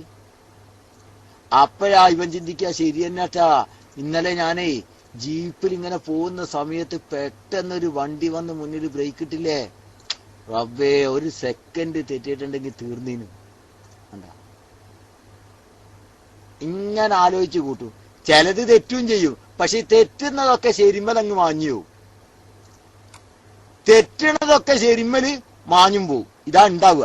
എന്തായാലും ഈ പറയുന്ന ചില കോമൺ ആയ കാര്യങ്ങളാണ് ഇവര് പറയുക. ഈ പറയണത് നിങ്ങളോട് പറഞ്ഞത് തന്നെ ആയിരിക്കും അടുത്തവനോടും പറയാ. നിങ്ങളോട് ഈ പറഞ്ഞത് തന്നെ ആയിരിക്കും മറ്റവനോടും പറയാ. എന്തിനാണ് പറയണത്? നിങ്ങൾക്ക് അറിയോന്ന് എനിക്കറിയില്ല. ഒരു വലിയ ആളുകൾ കൂടുന്ന സദസ്സിലൊക്കെ പരിപാടികളിലൊക്കെ എന്ത് ചെയ്യുന്നറിയോ, എക്സിബിഷൻ സെന്ററിലൊക്കെ കാണാം ഒരു ബൊമ്മക്കുട്ടിനെ കൊണ്ടാക്കും, ഒരു റോബോട്ടിനെ പോലത്തെ ഒന്നിനെ. എന്നിട്ട് അതിന്റെ ഹെഡ്സെറ്റ് എടുത്ത് കണ്ട് നമ്മളെ ചെവിയിലേക്ക് വെച്ച് തരും പൈസ കൊടുത്താല്. അപ്പൊ നമ്മുടെ ഭാവി ആര് പറയും? ആ റോബോട്ട് പ്രവചിക്കും. എന്താ ഇതിന്റെ പിന്നിലെ രഹസ്യം? ചങ്ങായിമാര് ഒരു മണ്ണാങ്കട്ടയില്ല, അതിന്റെ ഉള്ളിൽ ഒരു ഓഡിയോ കാസറ്റാണ്. അയ്യോ, അതിന്റെ ഉള്ളിലുള്ള ഒരു ഓഡിയോ കാസറ്റ് സംസാരിക്കപ്പതേ. ആ വേറൊന്നുമല്ല, ഇത് നമ്മള് പോയി നമ്മള് കേട്ട് അടുത്തവനോടും പറയല് ഇത് തന്നെ ആവർത്തനാണ്. സെക്കൻഡ് കണക്കിന് ഒപ്പിച്ചു വെച്ചിരിക്കുന്ന ഓഡിയോ കാസറ്റാണ് ആ വർക്ക് ചെയ്യുന്നത്. ഇതൊക്കെ മണ്ടത്തരത്തിൽ നമ്മൾ പോയി നമ്പും. എന്തോ ആവട്ടെ. ഒരു ദിവസേ കോഴിക്കോട്ടങ്ങാടിയിൽ നിന്ന്, ഞാൻ വളരെ ചെറുതാ, ഞാൻ മുമ്പ് ഇവിടെ പറഞ്ഞു എന്നൊരു സംശയം. ഞാൻ വളരെ ചെറുതാണ്. ദർസിൽ ഇങ്ങനെ തുടങ്ങി പഠിക്കുന്ന കാലം എങ്ങനെ ഏകദേശം മീസാന ഭാഗത്തൊക്കെ ഇങ്ങനെ ഓതി, മീസാന അജ്നാസൊക്കെ ഇങ്ങനെ ഓതി വരുന്ന ആ കാലം. ഞാൻ കോഴിക്കോട്ടങ്ങാടിയിൽ വന്നിട്ട് ഇങ്ങനെ, കാരണം ആദ്യമായിട്ടല്ല ഇങ്ങനെയൊക്കെ കാണുന്നത്, കോഴിക്കോട്ടങ്ങാടിയൊക്കെ അങ്ങനെ നിന്ന് കറങ്ങും. അങ്ങനെ ചുറ്റിക്കറങ്ങിയിട്ടൊക്കെയാണ് കോഴിക്കോട്ട് നിന്ന് പിന്നെ വടകരക്കുള്ള ബസ് കയറുക. അങ്ങനെ വടകരക്കുള്ള ബസ് കയറുന്നതിന്റെ മുമ്പ് കോഴിക്കോട്ടങ്ങാടിയിൽ ഇങ്ങനെ കറങ്ങിക്കൊണ്ടിരിക്കുമ്പോ നമ്മളെ സ്റ്റേഡിയത്തിന്റെ അടുത്തുണ്ട് കുറെ ഹസ്തരേഖക്കാര്. സ്റ്റേഡിയത്തിന്റെ ഇപ്പുറത്തിരിക്കും. ഹസ്തരേഖ ശാസ്ത്രം ശാസ്ത്രം ശാസ്ത്രം എന്ന് പറഞ്ഞു കണ്ട് ഞാൻ ആ വഴിയിൽ ഇങ്ങനെ നടന്നു വരുമ്പോഴേ ഒരാള് ഹസ്തരേഖയുണ്ട്, രേഖയുണ്ട്, ശാസ്ത്രമുണ്ട് എന്നൊക്കെ പറഞ്ഞു. ഞാൻ മൈൻഡ് ചെയ്തില്ല. പെട്ടെന്ന് ഇയാൾ എന്നോട് പറഞ്ഞു, ഇന്ന് ഒരാള് പ്രേമിക്കുന്നുണ്ട്, വല്ലാണ്ട് ഇഷ്ടപ്പെടുന്നുണ്ട് പറഞ്ഞു. അല്ലാ, മുന്നോട്ട് വെച്ച കാലക്കപ്പാടെ വേക്കോട്ട് വെച്ച്. എന്താ പോയി പറയണത്? നമ്മളൊരാള് സ്നേഹിക്കുക, പ്രേമിക്കുക, എന്താ പോയി കേൾക്കണത്? എത്തിപ്പോയി ഒറ്റടിക്ക്. എനിക്കപ്പോഴും തോന്നി ഇയാൾ തരികിട അറിയിക്കും, കള്ളത്തരം പറയിക്കും. ഞാൻ ചെറുതാണല്ലോ, കള്ളത്തരം പറയിക്കും. അപ്പൊ ഇയാള് പറഞ്ഞു, അല്ല ഒരു പെണ്ണാണ് എന്ന് പറഞ്ഞു. അതാ പബ്ലികത്തായ തമ്പുരാനെ, ഇനി എനിക്കൊരടി മുന്നോട്ട് വെക്കാൻ വയ്ക്കും, നിങ്ങൾ ആലോചിക്കും. എന്തായാലും വേണ്ടില്ല, ഞാൻ ഇതൊന്നും ഞാൻ മൈൻഡാക്കില്ല. ഞാൻ പറഞ്ഞു, ആക്ക് നിങ്ങൾ വെറുതെ പറയാണ്, ഞാൻ പോവുകയാണ് പറഞ്ഞാണ്ട് പോരുമ്പോ ഞാൻ ആളെപ്പോലും നിങ്ങൾക്ക് പറഞ്ഞു തരാന്ന് പറഞ്ഞു. ആളെപ്പോലും നിങ്ങൾക്ക് ഞാൻ പറഞ്ഞു തരാറിഞ്ഞു. ആളെ പറഞ്ഞിട്ടില്ലെങ്കിൽ പൈസ വേണ്ടാന്നും പറഞ്ഞു. എന്നാ പിന്നെ കിടക്കട്ടെ, എന്തായാലും പോവുക. തിരിച്ചങ്ങോട്ട് അയാളടുത്തേക്ക് നടന്ന് ആളെ പറഞ്ഞു തരാ. ദാസൻ എന്ന് പറഞ്ഞിട്ടൊരു ചങ്ങായിയാണ്, ഞാൻ ഓനെ മറക്കൂല എന്റെ ജീവിതത്തില്. കക്ഷി എന്നോട് പറഞ്ഞു, എന്നാലേ വളരെ ഐശ്വര്യത്തോട് കൂടെ ഒരു 100 രൂപ നോട്ടിങ്ങോട്ടേക്ക് വെച്ചോളൂ പറഞ്ഞു. ഒരു പുസ്തകം കാണിച്ചിട്ട്. ഞാൻ പറഞ്ഞു, വേണ്ട 100 ഇന്നെ പ്രേമിക്കുന്ന ആളല്ലേ, 100 തന്നിട്ട് ഇപ്പൊ എനിക്ക് അറിയണ്ട, പ്രേമിക്കുന്ന ആൾക്കാർ ഇങ്ങോട്ടേക്ക് വരട്ടെ, അന്നേരം നോക്കാറുണ്ട്. അപ്പൊ ഇവൻ കുറച്ച് 50 ആക്കി. ഞാൻ പറഞ്ഞേ വേണ്ട, 50 ഒതുങ്ങൂലായിരുന്നു. അവസാനം പറഞ്ഞു ഇത് തൽക്കാലം ഒരു 10 ഉറുപ്പ്യെങ്കിലും വെക്കുകയായിരുന്നു. അതും കൊടുത്തില്ല. 5 ഉറുപ്പ്യ വരെ എത്തി. 5 ഉറുപ്പ്യ എന്തായാലും വേണ്ടിയില്ല, കിടക്കട്ടെ. 5 ഉറുപ്പ്യ കൊടുത്ത്. ഇതാരാന്ന് തിരിയണ്ടേ? ഇയാള് കൈ നോക്കിയിട്ട് ഇങ്ങനെ പറയാൻ തുടങ്ങി. ഇയാൾ ഇത് പറയണില്ല, ആരാന്ന് പറയണില്ല, എന്താന്നും പറയണില്ല. അവസാനം എനിക്ക് ഇത് തന്നെയാണല്ലോ ക്ഷമ. ബാക്കി പണക്കാരനാകും, കുറച്ച് കഴിഞ്ഞാൽ മറ്റാളാകും. ഇതൊന്നും എനിക്ക് കേൾക്കണ്ടല്ലോ, എനിക്ക് ആകെ കേൾക്കേണ്ട എന്താ ഇതല്ലേ. എന്തോ ആവട്ടെ. കുറച്ചങ്ങോട്ട് എത്തിയപ്പോ ഞാൻ ചോദിച്ചല്ല, ഇതൊന്നും അല്ല എനിക്ക് കേൾക്കണ്ടേ, ആ പ്രേമിക്കുന്ന ആളാരാന്ന് ഇങ്ങോട്ട് പറയും, എനിക്കതാ അറിയണ്ടേ പറഞ്ഞു. അപ്പൊ ഇയാള് ഒരു കൂസലും ഇല്ലാണ്ട് എന്റെ മുഖത്ത് നോക്കി പറയാണ്, അത് നിങ്ങളുടെ ഉമ്മയാണ്. എന്നോട് മുഖത്ത് നോക്കി പറയാണ്, നിങ്ങളെ സ്നേഹിക്കുന്ന ആള് വേറെ ആരുമല്ല, നിങ്ങളുടെ ഉമ്മയാണ്. റഹ്മാനായ റബ്ബ്, എന്റെ 5 പോയേ തന്നെ. പിന്നെ അയാളോട് എന്തെങ്കിലും പറയാൻ പറ്റുമോ എനിക്ക്? ഞാൻ ഏതായാലും പൊടിയും തട്ടിങ്ങാണ്ട് അവിടുന്ന് പോന്നു, 5 ഔട്ടായും പോയി. ഇതാണ് പരിപാടി, ആളെ പറ്റിക്കുക. ഏതായാലും അതെ, കള്ളിയത്ത് നേരത്തെ തന്നെ അടിച്ചു ഉമ്മയാണ്. അപ്പൊ ഈ ഒരു അവസ്ഥ നിങ്ങൾ ആലോചിച്ച് വെക്കണം. അല്ലാതെ ഇവരൊന്നും ഒരു രേഖയും അറിയുന്ന ആൾക്കാരല്ല, ഒരു ശാസ്ത്രവും അറിയുന്ന ആൾക്കാരല്ല. ആളെ പൊട്ടി സകലും പറ്റിക്കലുവാ. അതിലൊന്നും പോയി ചാടണ്ട. അള്ളാന്റെ റസൂലും അള്ളയും നമ്മളോട് പഠിപ്പിച്ചത് കഴിഞ്ഞ കാലത്തിലേക്ക് നോക്കാനാ. ഇന്നലെ അള്ളാഹു സുബ്ഹാനഹു വ തആല നമുക്ക് എന്തൊക്കെ നൽകിയിട്ടുണ്ട് അല്ലേ? ഈ കഴിഞ്ഞ സെക്കൻഡിൽ റബ്ബ് സുബ്ഹാനഹു വ തആല നമുക്കെല്ലാം എന്തൊക്കെ നൽകിയിട്ടുണ്ട്. അതിനെന്ത് ചെയ്യാ? അതിന് നന്ദി ചെയ്യാനാ പറഞ്ഞിട്ടുള്ളത്. അല്ലാതെ വരുന്ന കാലഘട്ടത്തിലേക്ക് നമ്മളോട് ആരോടും സുസജ്ജരാവാൻ പറഞ്ഞിട്ടില്ല. അള്ളാഹു സുബ്ഹാനഹു വ തആല പഠിപ്പിച്ചതെന്താ? ഒരു നേരത്തെ ളുഹ്ർ നിസ്കാരങ്ങൾ നേരത്തെ നിസ്കരിക്കണം എന്ന് റസൂലുള്ളാഹി പറഞ്ഞിട്ടില്ല. എന്തേ നിസ്കരിക്കണ്ടേ? ഇല്ല, നേരത്തെ നിസ്കരിക്കാൻ പഠിപ്പിച്ചിട്ടില്ല. മറിച്ച് സമയമായാ നിസ്കരിച്ചാ മതി. ഒരു നേരത്തെ ഭക്ഷണവും നിങ്ങൾ നേരത്തെ റസൂൽ അള്ളാഹിനോട് തേടാനും പറഞ്ഞിട്ടില്ല. സമയാകുമ്പോ നോക്കിയാ മതി. ഇതാണ്. പിന്നെ എന്തിനാണ് നമ്മളിങ്ങനെ പോകേണ്ട ആവശ്യം? നമ്മളെ ഭാവി ഇതൊന്നും നമ്മൾ നോക്കേണ്ട ആവശ്യമില്ല. അതൊക്കെ അള്ളാന്റെ കയ്യിലാണ്. ആഖിദും ബി നാസിയത്തി, നമ്മുടെ നാസിയത്ത്, നമ്മുടെ മൂർധാവ് പിടിച്ചിരിക്കുന്നത് അള്ളാന്റെ കയ്യിലാ. ഞാൻ പറഞ്ഞില്ലേ, അത് അള്ളാഹുവിന്റെ അധീനതയിലുള്ളതാ. അതിന് പിന്നെ നമ്മൾ കുറെ രേഖ നോക്കിയിട്ടും ശാസ്ത്രം നോക്കിയിട്ടൊന്നും കാര്യമില്ല. അതൊക്കെ കടുത്ത തെറ്റാകുന്നു, കടുത്ത തെറ്റാകുന്നു. അള്ളാഹു താല കാത്തുരക്ഷിക്കുമാറാവട്ടെ. ഞാൻ മൈക്ക് വിട്ടു. അസ്സലാമു അലൈക്കും. അസ്സലാമു അലൈക്കും. ഇന്ന് കുറെ ചോദ്യം ചോദിച്ചു. വളരെ റാഹത്തായിരുന്നു നസീബിലെ ചർച്ച. ഇത് പറയാൻ വേണ്ടി വിളിക്കുകയാണ്, കടയെടുക്കാനായി പോവുകയാണ്. ദുആ ചെയ്യണമെന്ന് പറഞ്ഞുകൊണ്ട് നിർത്തുന്നു. അസ്സലാമു അലൈക്കും.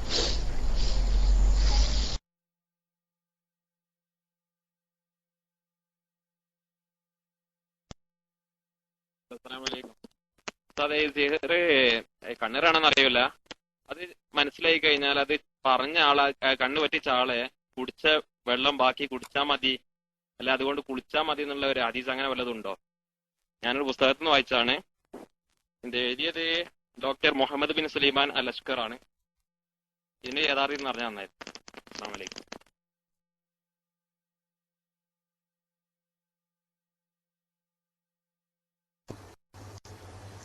അസ്സലാമു അലൈക്കും വറഹ്മത്തുള്ളാഹി വബറകാതുഹു. അതൊരു രസമുള്ള സംഭവമാണ് ഹബീബെ. അതെ, ഒരു രസമുള്ള സംഭവമാണ്. ഈ വിഷയം മുജാഹിദീങ്ങൾ ഇങ്ങനെ വഷളാക്കിയതാ. യഥാർത്ഥത്തിൽ ഇങ്ങനെയൊന്നല്ല. മുജാഹിദ് പറയാൻ പോലെ സൗസർ കകിലൊന്നും പരിപാടിയൊന്നല്ല. എന്താ സംഭവം എന്ന് ചോദിച്ചാൽ കേട്ടോളി.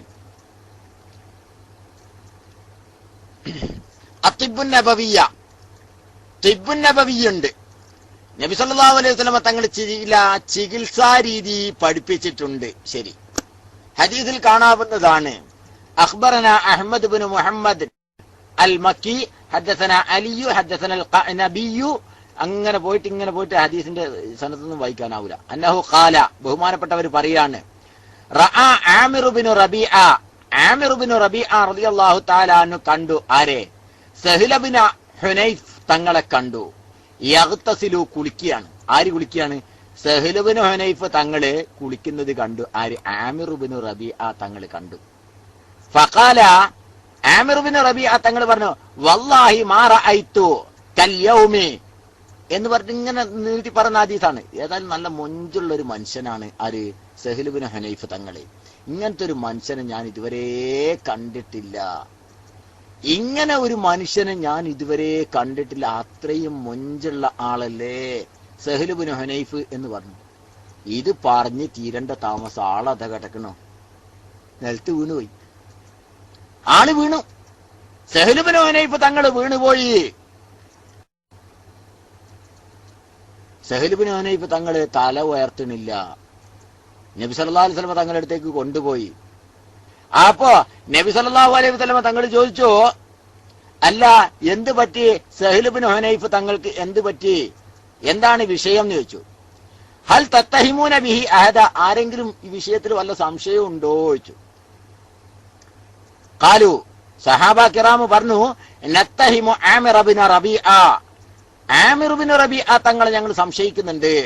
ഖാല, നബി തങ്ങള് മഹാനവർകളെ വിളിച്ചു, ആമിർ ബിൻ റബീഅ തങ്ങളെ വിളിച്ചു. ഫതഗയ്യല അലൈഹി, വല്ലാതെ ദേഷ്യപ്പെട്ടിട്ട് ചോദിച്ചു, അലാമ യഖ്തുലു അഹദുക്കും അഖാഹു, എന്തിനാണ് നിങ്ങളിൽ ഓരോരുത്തരും തന്റെ സഹോദരനെ എന്തിനാണ് കൊലപ്പെടുത്തുന്നത്? നിങ്ങൾക്ക് അങ്ങനെ വല്ലതും തോന്നിയിട്ടുണ്ടെങ്കിൽ മാഷാ അല്ലാന്നോ ബാറക്കല്ലാന്നോ പറഞ്ഞാ പോരെ. എന്തിനാണ് നിങ്ങൾ ഇങ്ങനെയുള്ള വർത്തമാനം പറഞ്ഞുകൊണ്ട്? നല്ല സന്തോഷകരമായ ഒരു കാര്യം. ഇത് നമ്മളും പഠിക്കണം, ഇത് നമ്മളും പഠിക്കണം. ഞാനേ ഇടയ്ക്ക് ഒരു അനുഭവം കൂടിയും പറയാലോ. വളരെ ചെറിയൊരു കാലഘട്ടം, അഥവാ ദർസിലും കൂടി പഠിക്കാത്ത കാലഘട്ടം എന്ന് പറഞ്ഞാൽ ഒരു 6-7 വയസ്സ് പ്രായമുള്ള കാലഘട്ടം. എന്റെ തൊട്ടടുത്ത് ഒരു അയൽവാസി പെണ്ണ് പ്രസവിച്ചു. ഇതെന്റെ അനുഭവത്തിലുണ്ടായൊരു സംഭവമാണ്. അങ്ങനെ പ്രസവിക്കല് പെണ്ണിന്റെ വീട്ടിൽ നിന്നാണല്ലോ. 3 മാസം കഴിഞ്ഞിട്ടാണ് നമ്മൾ ഭർത്താവിന്റെ വീട്ടിലേക്ക് വരിക. എന്റെ തൊട്ടടുത്താണ് ഭർത്താവിന്റെ വീട്.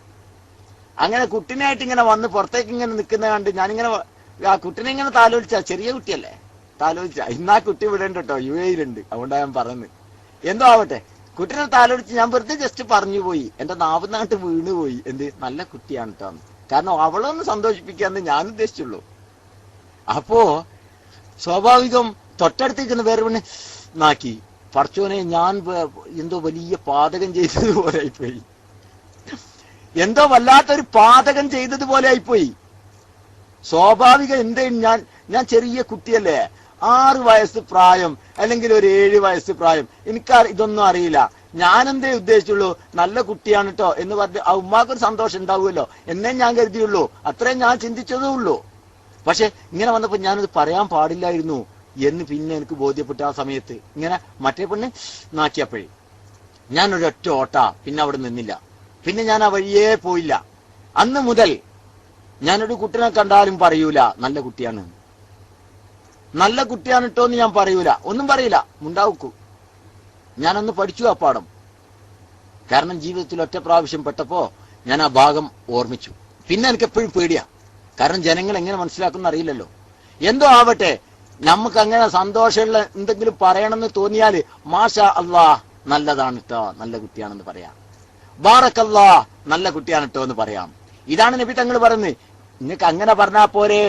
എന്നിട്ട് ബഹുമാനപ്പെട്ട ആമിർ ബിൻ റബീഅ തങ്ങളോട് നബി തങ്ങൾ പറഞ്ഞു, ഇഗ്തസിൽ ലഹു, അവന് വേണ്ടി കുളിക്കണം. ഫഗസല ലഹു ആമിറുൻ വജ്ഹഹു വയദൈഹി വമിർഫഖൈഹി വറുക്ബതൈഹി വഅത്റാഫ റിജ്ലൈഹി വദാഖിലത ഇസാരിഹി ഫീ ഖദ്ഹിൻ സുമ്മ സബ്ബ അലൈഹി. ഇതാണ് സംഭവം.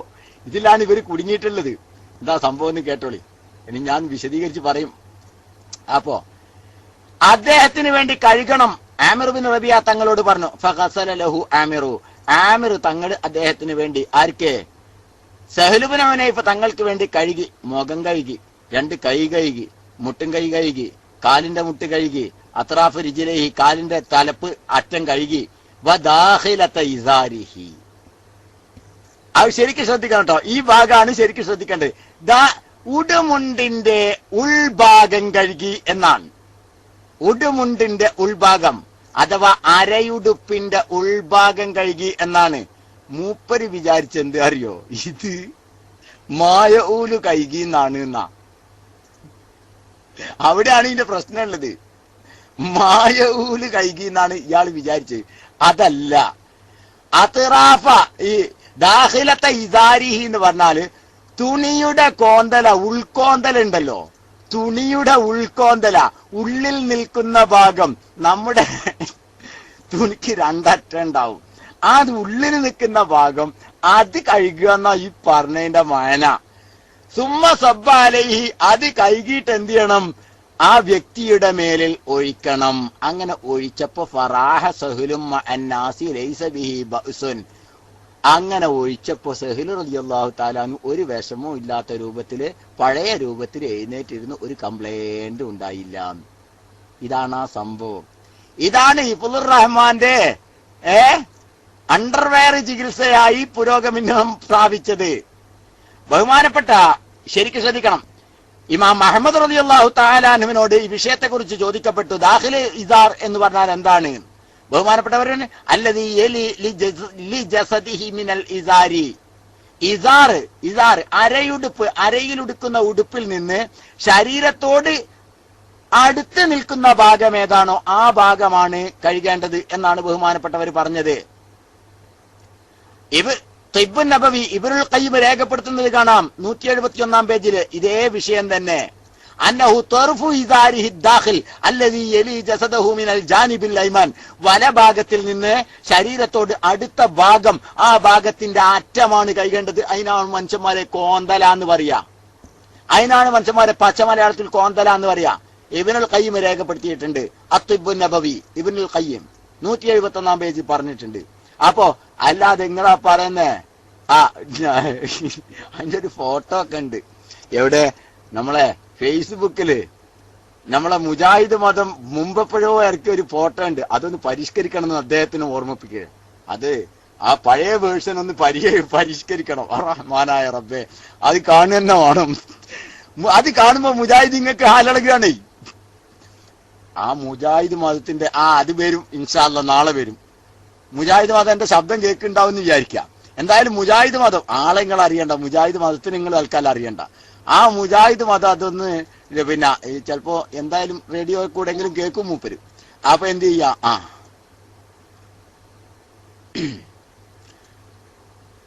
നമ്മളെ കേൾക്കുന്നുണ്ട് അങ്ങനെ. അല്ലെങ്കിൽ ഷാഹിദുൽ ഗായിബ, ഷാഹിദുൽ ഗായിബ ഇവിടെ തന്നെ ഉണ്ടല്ലേ.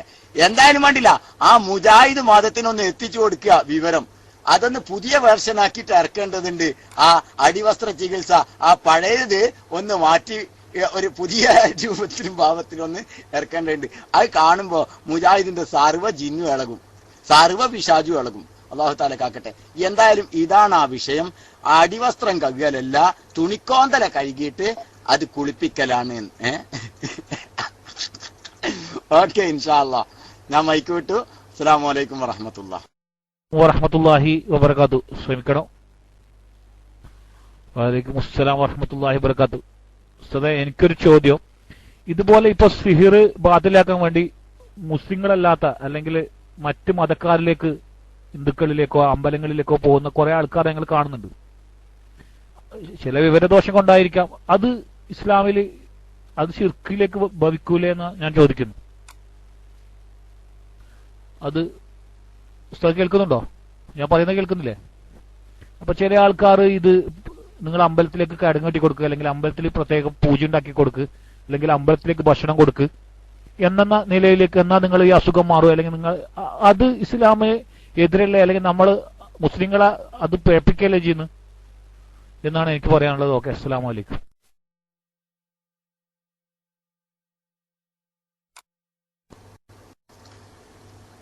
വഅലൈക്കും അസ്സലാം വറഹ്മത്തുള്ളാഹി വബറകാതുഹു. അത് നല്ലൊരു ചോദ്യമാണ്. നല്ലൊരു ചോദ്യമാണ് ഇപ്പൊ ചോദിച്ചത്. നമ്മള് ചിലയിടത്തേക്ക് പോയ ചില കള്ളത്തരീക്കത്താരും ഉണ്ട്, അതിന്റെ ആൾക്കാരിട്ടോ ഉള്ളത് പറയണല്ലോ. ഞാൻ മുമ്പ് പറഞ്ഞിരുന്നത് എന്താ സംഭവം? എന്തെങ്കിലും ആവശ്യത്തിന് പോയാൽ പറയും, ജയ് അടുത്ത അമ്പലത്തിലേക്ക് പോയിട്ട് 1 ലിറ്റർ വെളിച്ചെണ്ണ കൊടുക്കും. അവിടെ 1 ലിറ്റർ വെളിച്ചെണ്ണ കൊടുത്തിട്ട് അവിടെ പോയി പറഞ്ഞെങ്ങാണ്ടിങ്ങ് പോരെ, എന്നാലേ മാറും എന്ന് പറയുന്ന ആൾക്കാരുണ്ട്. കടുത്ത തെറ്റാണ് സുഹൃത്തുക്കളെ, കടുത്ത തെറ്റാണ്. അത് കടുത്ത തെറ്റാണ്. കാരണം മറ്റുള്ള മതവിശ്വാസികളുടെ മതവിശ്വാസം നമ്മൾ കടമെടുക്കുന്നതാണത്, അതിനോട് യോജിക്കണ പരിപാടിയാണത്. അത് കടുത്ത തെറ്റാണ്. ഞാൻ ആ വിഷയം കൂട്ടിപ്പോണില്ല, കടുത്ത തെറ്റാണ്. ഓർമ്മിക്കുക, നബി സല്ലല്ലാഹു അലൈഹി വസല്ലമ തങ്ങള് വളരെ വ്യക്തമായി പഠിപ്പിച്ചു, മൻ അതാ കാഹിനൻ ഔ അറാഫൻ. ഔവും ചെയ്യാൻ പാടില്ല കേട്ടോ, ശരിക്കും ശ്രദ്ധിക്കണം. ഒരാൾ കാഹിനിന്റെ അടുത്ത്, കാഹിന് എന്നൊക്കെ പറഞ്ഞാല് നമ്മൾ ഈ അമ്പലത്തിലെ ചാട്ടക്കാരുണ്ടല്ലോ, അവർക്കാണ് അറാഫ് എന്ന് പറയാം. ശരിക്കും ശ്രദ്ധിക്കും, അവർക്കാണ് ഈ അറാഫ് എന്ന് പറയാം.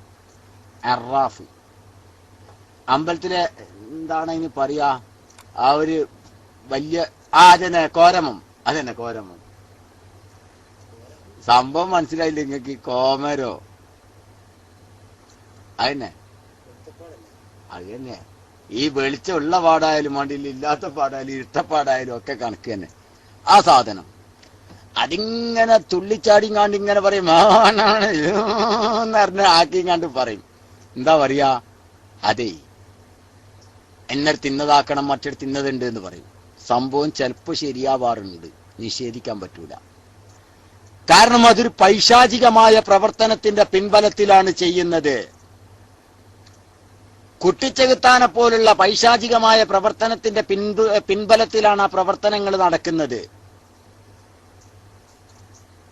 അങ്ങനെയുള്ള വ്യക്തിയുടെ അടുക്കലേക്ക് പോയാൽ മൻ അതാ കാഹിനൻ ഔ അറാഫൻ, ഒരാള് ഒരു ജ്യോത്സ്യന്റെ അടുക്കലോ അല്ലെങ്കിൽ കോമരത്തിന്റെ അടുക്കലോ പോയി ഫസദ്ദഖഹു ബിമാ യഖൂലു, അവൻ പറയുന്നത് വാസ്തവമാണെന്ന് വിശ്വസിച്ചാൽ ഫഖദ് കഫറ ബിമാ ഉൻസില അലാ മുഹമ്മദ്, നബി തങ്ങളുടെ മേലിൽ ഇറക്കപ്പെട്ട പരിശുദ്ധമായ ദീനുൽ ഇസ്ലാം കൊണ്ട് അവൻ കാഫിറായി പോയിട്ടുണ്ട്.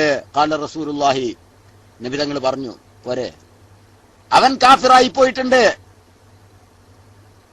അമ്പലത്തിൽ വഴിപാട് കേടുക, എന്നിട്ട് ഓൻ പറയുന്നതാണ് അമ്പലത്തിൽ വഴിപാട്. എന്റെ തൊട്ട് മുമ്പിൽ ഒരു അമ്പലമുണ്ട്. ആ അമ്പലത്തില് വലിയ വലിയ മുസ്ലിങ്ങളാ വരുന്നത്, വലിയ കാറുകളും ഒക്കെ ആയിട്ടാ വരിക. മുസ്ലിം പെണ്ണുങ്ങൾ പർദ്ദയൊക്കെ ഇട്ടിട്ടേ. അവിടെ കുറച്ച് മുജാഹിദീങ്ങൾ വോട്ടെടുക്കാനും വരും. എന്നിട്ട് സുന്യാള് എന്നും പറയും. എന്താടാ ചങ്ങായിയ, സുഖമില്ല എനിക്ക്, സുന്യാൾ ആചാരപ്പ അത്. ഈ മുജാഹിദിന് തലക്ക് സുഖമില്ലാത്തവരിപ്പ എന്താ ചെയ്യാ? ഏതെങ്കിലും ഒരു മുജാഹിദ് അവിടെ വന്ന് ഫോട്ടോ എടുത്തിട്ട് കണ്ടില്ലേ, സുന്യാളിപ്പം കവറെല്ലാം വിട്ടും കണ്ടിപ്പോ വിഗ്രഹത്തുമലേക്ക് എത്തിയിട്ടുണ്ട്. ചിലപ്പോ ഫേസ്ബുക്കിലൊക്കെ കാണാം തത്തുല്യമായ ചില ഫോട്ടോസ്. നിങ്ങൾ ആലോചിച്ച് നോക്കണം. വലിയ വലിയ കയറ് പോലുള്ള സ്വർണ്ണ കയറുകള്, സ്വർണത്തിന്റെ ചെയിനുകളൊക്കെ കൊണ്ടുവന്നിട്ട് അവിടെ വിഗ്രഹത്തിന് ചാർത്തുന്നു. ലിറ്റർ കണക്കിന് എണ്ണകള് വലിയ വലിയ ക്യാനുകളിൽ കൊണ്ടുവന്ന് അവിടെ കാഴ്ചവെക്കുന്നു. അല്ലാഹു തആല കാക്കട്ടെ. നിങ്ങൾ ചിന്തിച്ചു നോക്ക്. പാടില്ലെന്നാ റസൂലുള്ളാഹി സ്വല്ലല്ലാഹു അലൈഹി വസല്ലമ തങ്ങൾ പറഞ്ഞത്. നബി സല്ലല്ലാഹു അലൈഹി വസല്ലമ തങ്ങൾ പറഞ്ഞു, അങ്ങനെ ആരെയെങ്കിലും സമീപിച്ചാൽ ഫഖദ് കഫറ ബിമാ ഉൻസില അലാ മുഹമ്മദ്, നബി തങ്ങളുടെ മേലിൽ ഇറക്കപ്പെട്ട പരിശുദ്ധമായ ഖുർആൻ കൊണ്ട് അവൻ കാഫിറായി പോയിട്ടുണ്ട്.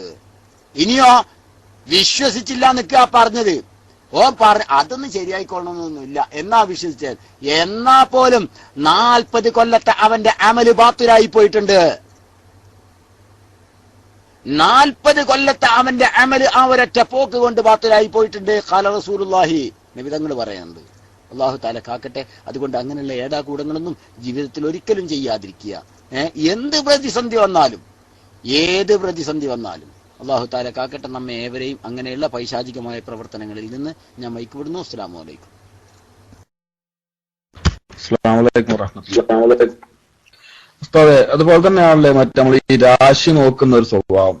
അതായത് കുഞ്ഞുങ്ങൾ ജനിക്കുന്ന സമയത്ത് ഇന്ന നക്ഷത്രത്തിലാണ് ജനിച്ചത്, അല്ലെങ്കിൽ അത് ഇസ്ലാമികപരമായിട്ട് ശരിയാണോ? ഉത്രം അല്ലെങ്കിൽ ഉത്രാടം, പൂരം എന്നൊക്കെ പറഞ്ഞിട്ട് കുറെ നക്ഷത്രങ്ങൾ നോക്കുന്ന ചില ഹോസ്പിറ്റലിലൊക്കെ ആളുകൾ രേഖപ്പെടുത്തി കൊടുക്കും, നിങ്ങളെ കുഞ്ഞ് ജനിച്ചിരിക്കുന്ന നക്ഷത്രം എന്നതാണ്, രാശി എന്നതാണ് എന്നൊക്കെ പറഞ്ഞിട്ട്. ആ ഒരു സിസ്റ്റം ഇസ്ലാമികപരമായിട്ട് എങ്ങനെയാണ്? അസ്സലാമു അലൈക്കും. അതിനാണ് മുനജ്ജിമീങ്ങൾ എന്ന് പറയാം. മുനജ്ജിമീങ്ങൾ നബി സല്ലല്ലാഹു അലൈഹി വസല്ലം തങ്ങൾ വിരോധിച്ച മറ്റൊരു വിഷയമാണ് മുനജ്ജിം. മുനജ്ജിമീങ്ങളുടെ അടുത്തേക്ക് പോകുന്നതിന് നബി സല്ലല്ലാഹു അലൈഹി വസല്ലം തങ്ങൾ അതിശക്തമായി വിരോധിച്ചതാണ്. ഒരുപാട് ഹദീസുകൾ അതിന് രേഖയായിട്ട് ഉണ്ട് മുനജ്ജിമീങ്ങളുടെ അടുക്കലേക്ക്. അങ്ങനെ ഹദീസ് എവിടെയൊക്കെയോ എഴുതിയൊക്കെ വെച്ചിനി, ആർക്കറിയാം, എന്തോ ആവട്ടെ. ഏതായാലും അതിന് മുനജ്ജിം എന്നാ പറയാ ഹബീബെ. ആ മുനജ്ജിമീങ്ങളുടെ അടുത്തേക്ക് പോകുന്നതിനെ കുറിച്ച് നബി സല്ലല്ലാഹു അലൈഹി വസല്ലം തങ്ങൾ ശക്തമായി നിലപാട് വ്യക്തമാക്കിയിട്ടുണ്ട്. അത് ചെയ്യാൻ പാടില്ല. മുനജ്ജിമീങ്ങളുടെ അടുത്തേക്കായാലും അതുപോലെ തന്നെ തീറത്തും അതുപോലുള്ള വിഷയങ്ങളും കഹാനത്തും ഒന്നും ദീനുൽ ഇസ്ലാമിൽ പെട്ടതല്ല എന്നാണ് നബി സല്ലല്ലാഹു അലൈഹി വസല്ലം തങ്ങൾ പറഞ്ഞിട്ടുള്ളത്. അതാണ് മുനജ്ജിമിന്റെ ഗണത്തിലാണ് എന്ത് വരിക? ഈ നിങ്ങൾ ഈ പറഞ്ഞ രാശി നോക്കുന്ന ആൾക്കാർ, അതുപോലെ തന്നെ മറ്റേ ഹിന്ദുക്കൾക്കൊക്കെ ഉണ്ടല്ലോ ഒരു പരിപാടി. എന്താ പരിപാടി? കല്യാണത്തിനൊക്കെ ഒരു നോക്കുന്ന ഒരു സാധനം ഉണ്ടല്ലോ, നിങ്ങൾക്കറിയില്ലേ? ഭാര്യ ഭർത്താവിന് ജാതകം നോക്കണ പരിപാടി. ആ ജാതകം നോക്കലുണ്ടല്ലോ, അതൊക്കെ അതിൽ പെട്ടതാ. അങ്ങനെ എനിക്ക് പറയാനൊക്കെ അറിയാം, എല്ലാരും തിരുത്തി പറഞ്ഞിരുന്നു ജാതകം എന്നാണ്. അത് തന്നെ, ആ ജാതകം നോക്കലൊക്കെ അതിൽ പെട്ടതാണ്. ഗുളികൻ അപ്പുറം നിന്നാൽ ഉത്രൻ ഇപ്പുറം നിൽക്കുന്ന ആ പറയണ പരിപാടിയില്ലേ, ആ പരിപാടിയൊക്കെ മുനജ്ജിമ് പെട്ടതാണ്. ഗുളികന്റെ ശല്യം ഭയങ്കരാണ്. അപ്പം വേറൊരുത്തൻ ചോദിക്കുകയാണല്ലോ, എന്നാ പിന്നെ തൽക്കാലം ആ ഗുളികൻ അവിടുന്ന് അങ്ങോട്ട് മണ്ടിച്ചാ പോരായിരുന്നു. അങ്ങനൊക്കെ എന്തൊക്കെയോ പരിപാടി. അതന്നെ പശുവിനെ കല്യാണം കഴിച്ചു ഇന്നൊരു മനുഷ്യൻ, നിങ്ങൾ കണ്ടില്ലേ, ഞാൻ ഫേസ്ബുക്കിൽ ഷെയർ ചെയ്തിരുന്നു പ്രത്യേകം. ഒരു മനുഷ്യൻ പോയിട്ടേ അവവും നമ്മളെ കേരളത്തിലെ പശുവിനെ കല്യാണം കഴിച്ച് ഷിയാബോ അതിലുണ്ട്, ഇന്ന് ഷെയർ ചെയ്തിട്ടുണ്ട് നോക്കിക്കോ. പശുവിനെ കല്യാണം കഴിച്ച് എന്താ പശുവിനെ കല്യാണം കഴിക്കാനുള്ള കാരണം? പൊണ്ണ് കിട്ടണില്ലേലോ. അതിന് തൽക്കാലം ഒരു മുനജിമു പറഞ്ഞു കൊടുത്ത് ഒരു പയ്യനെ കെട്ടണം. അങ്ങനെ മൂപ്പര് പോയി പയ്യനെ കെട്ടി കല്യാണം കഴിയുന്നൊക്കെ രംഗം കാണിക്കണം പടച്ചോനെ. എന്നിട്ട് ഓന്റെ പൊണ്ണും പിള്ളായിട്ട് ഇങ്ങനെ കൊണ്ടുനടക്കല്ലേ പശുവിനെ. പടച്ചോൻ കാക്കട്ടെ. ഞാൻ മൈക്ക് വിട്ടു. അസ്സലാമു അലൈക്കും വറഹ്മത്തുള്ളാഹി. ഹലോ, അസ്സലാമു അലൈക്കും. അതേ സിഹർ ഇപ്പൊ നമ്മുടെ മുജാഹിദ് വിഭാഗത്തിലെ ഒരു വിഭാഗം അതിനെ എതിർക്കാനുണ്ടായ സാഹചര്യം എന്തായിരുന്നു? കാരണം വിശുദ്ധ ഖുർആനിലാണെങ്കിലും സിഹറിനെ കുറിച്ച് വളരെ സ്പഷ്ടമായ രൂപത്തിൽ പറയുന്നുണ്ട്. മുസ്ലിം സമൂഹത്തിന്റെ ഇന്നോളമുള്ള വിശ്വാസ ധാരമോ നോക്കുകയാണെങ്കിൽ അവിടെയും ഈ സിഹർ വ്യക്തമാണ്. പിന്നെ ഇടക്കാലത്ത് വെച്ച് ഇവർക്ക് അതിനെ നിഷേധിക്കാൻ അവർക്ക് പ്രേരകമായിട്ടുള്ള ഒരു ചിന്താഗതി എന്താണ്? മുൻകാലത്ത് ഇവരുടെ പിഴച്ച നേതാക്കന്മാർക്ക് ആർക്കെങ്കിലും ഇതുപോലെ സിഹറില്ല എന്നുള്ള വിശ്വാസം ഉണ്ടായിരുന്നോ? അതിന്റെ ഇസ്ലാമിക ലോകത്ത് അതിനൊരു അഭിപ്രായ വ്യത്യാസമുള്ള ഒരു വിഷയമാണോ ഈ സിഹർ എന്ന് പറയുന്നത്? എന്തുകൊണ്ടാണ് ഈ മുജാഹിദ് പ്രസ്ഥാനം ഇത്രയും കാലം അതിനെ എതിർത്തുകൊണ്ടിരിക്കാനുള്ള ഒരു കാരണം?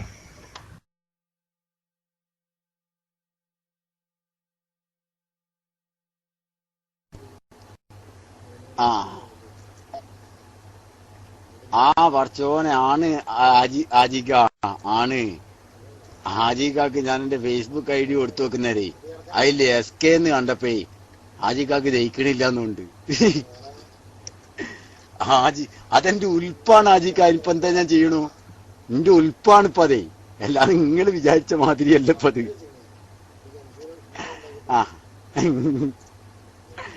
ഓക്കെ. അപ്പൊ പിന്നെ ഇപ്പൊ ചോദിച്ചൊരു ചോദ്യം നമ്മൾ അബൂറഫ ചോദിച്ചതേ, അല്ലപ്പോ എന്താ അങ്ങനെ വന്നത്? മുജാഹിദീങ്ങൾ ഇപ്പൊ ഇതെന്തിനാ ഇങ്ങനെ എതിർക്കണ്? അല്ലാ, ഇത് എതിർത്താലാ മുജാഹിദിന് നിലനിൽപ്പുള്ളൂ. സിഹറിറ്റിങ്ങൾ എതിർക്കണില്ല എന്ന് വിചാരിക്കുക. സിഹർ അംഗീകരിക്കുന്ന ആൾക്കാർക്കൊന്നും സത്യത്തില് എന്ത് പറയാൻ പറ്റൂല? മരിച്ചുപോയ മഹാന്മാരെ വിളിച്ച് സഹായം തേടല് ശിർക്കാന്ന് പറയാൻ പറ്റൂല. അതെന്താ?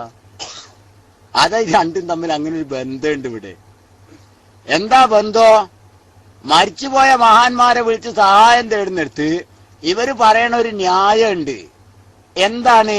കാര്യകാരണ ബന്ധങ്ങൾക്കപ്പുറത്ത്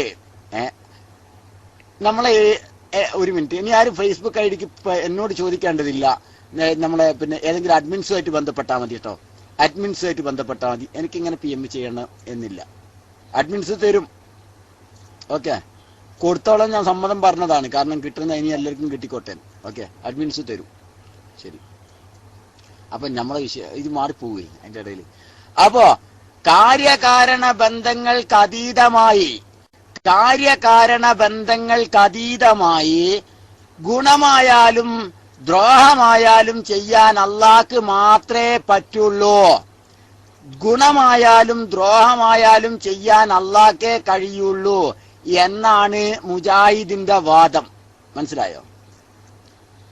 അതടിസ്ഥാനത്തിലാണ് കാര്യകാരണ ബന്ധങ്ങൾക്കതീതമായി മഹാന്മാർക്ക് നമ്മളെ സഹായിക്കാൻ കഴിയൂല എന്നവര് വാദിക്കുന്നത്. എന്നാൽ ശരിക്കും ശ്രദ്ധിക്കുക, എന്നാൽ സിഹർ ഇവര് നിഷേധിക്കേണ്ടി വരുന്നത് കാരണം സിഹർ അമേരിക്കയിലുള്ള ഒരാളെ നമുക്ക് സിഹർ ചെയ്യുമ്പോൾ അതിന് പ്രത്യേകിച്ച് കാര്യവും കാരണവും ബന്ധമൊന്നുമില്ല. ഉണ്ടോ?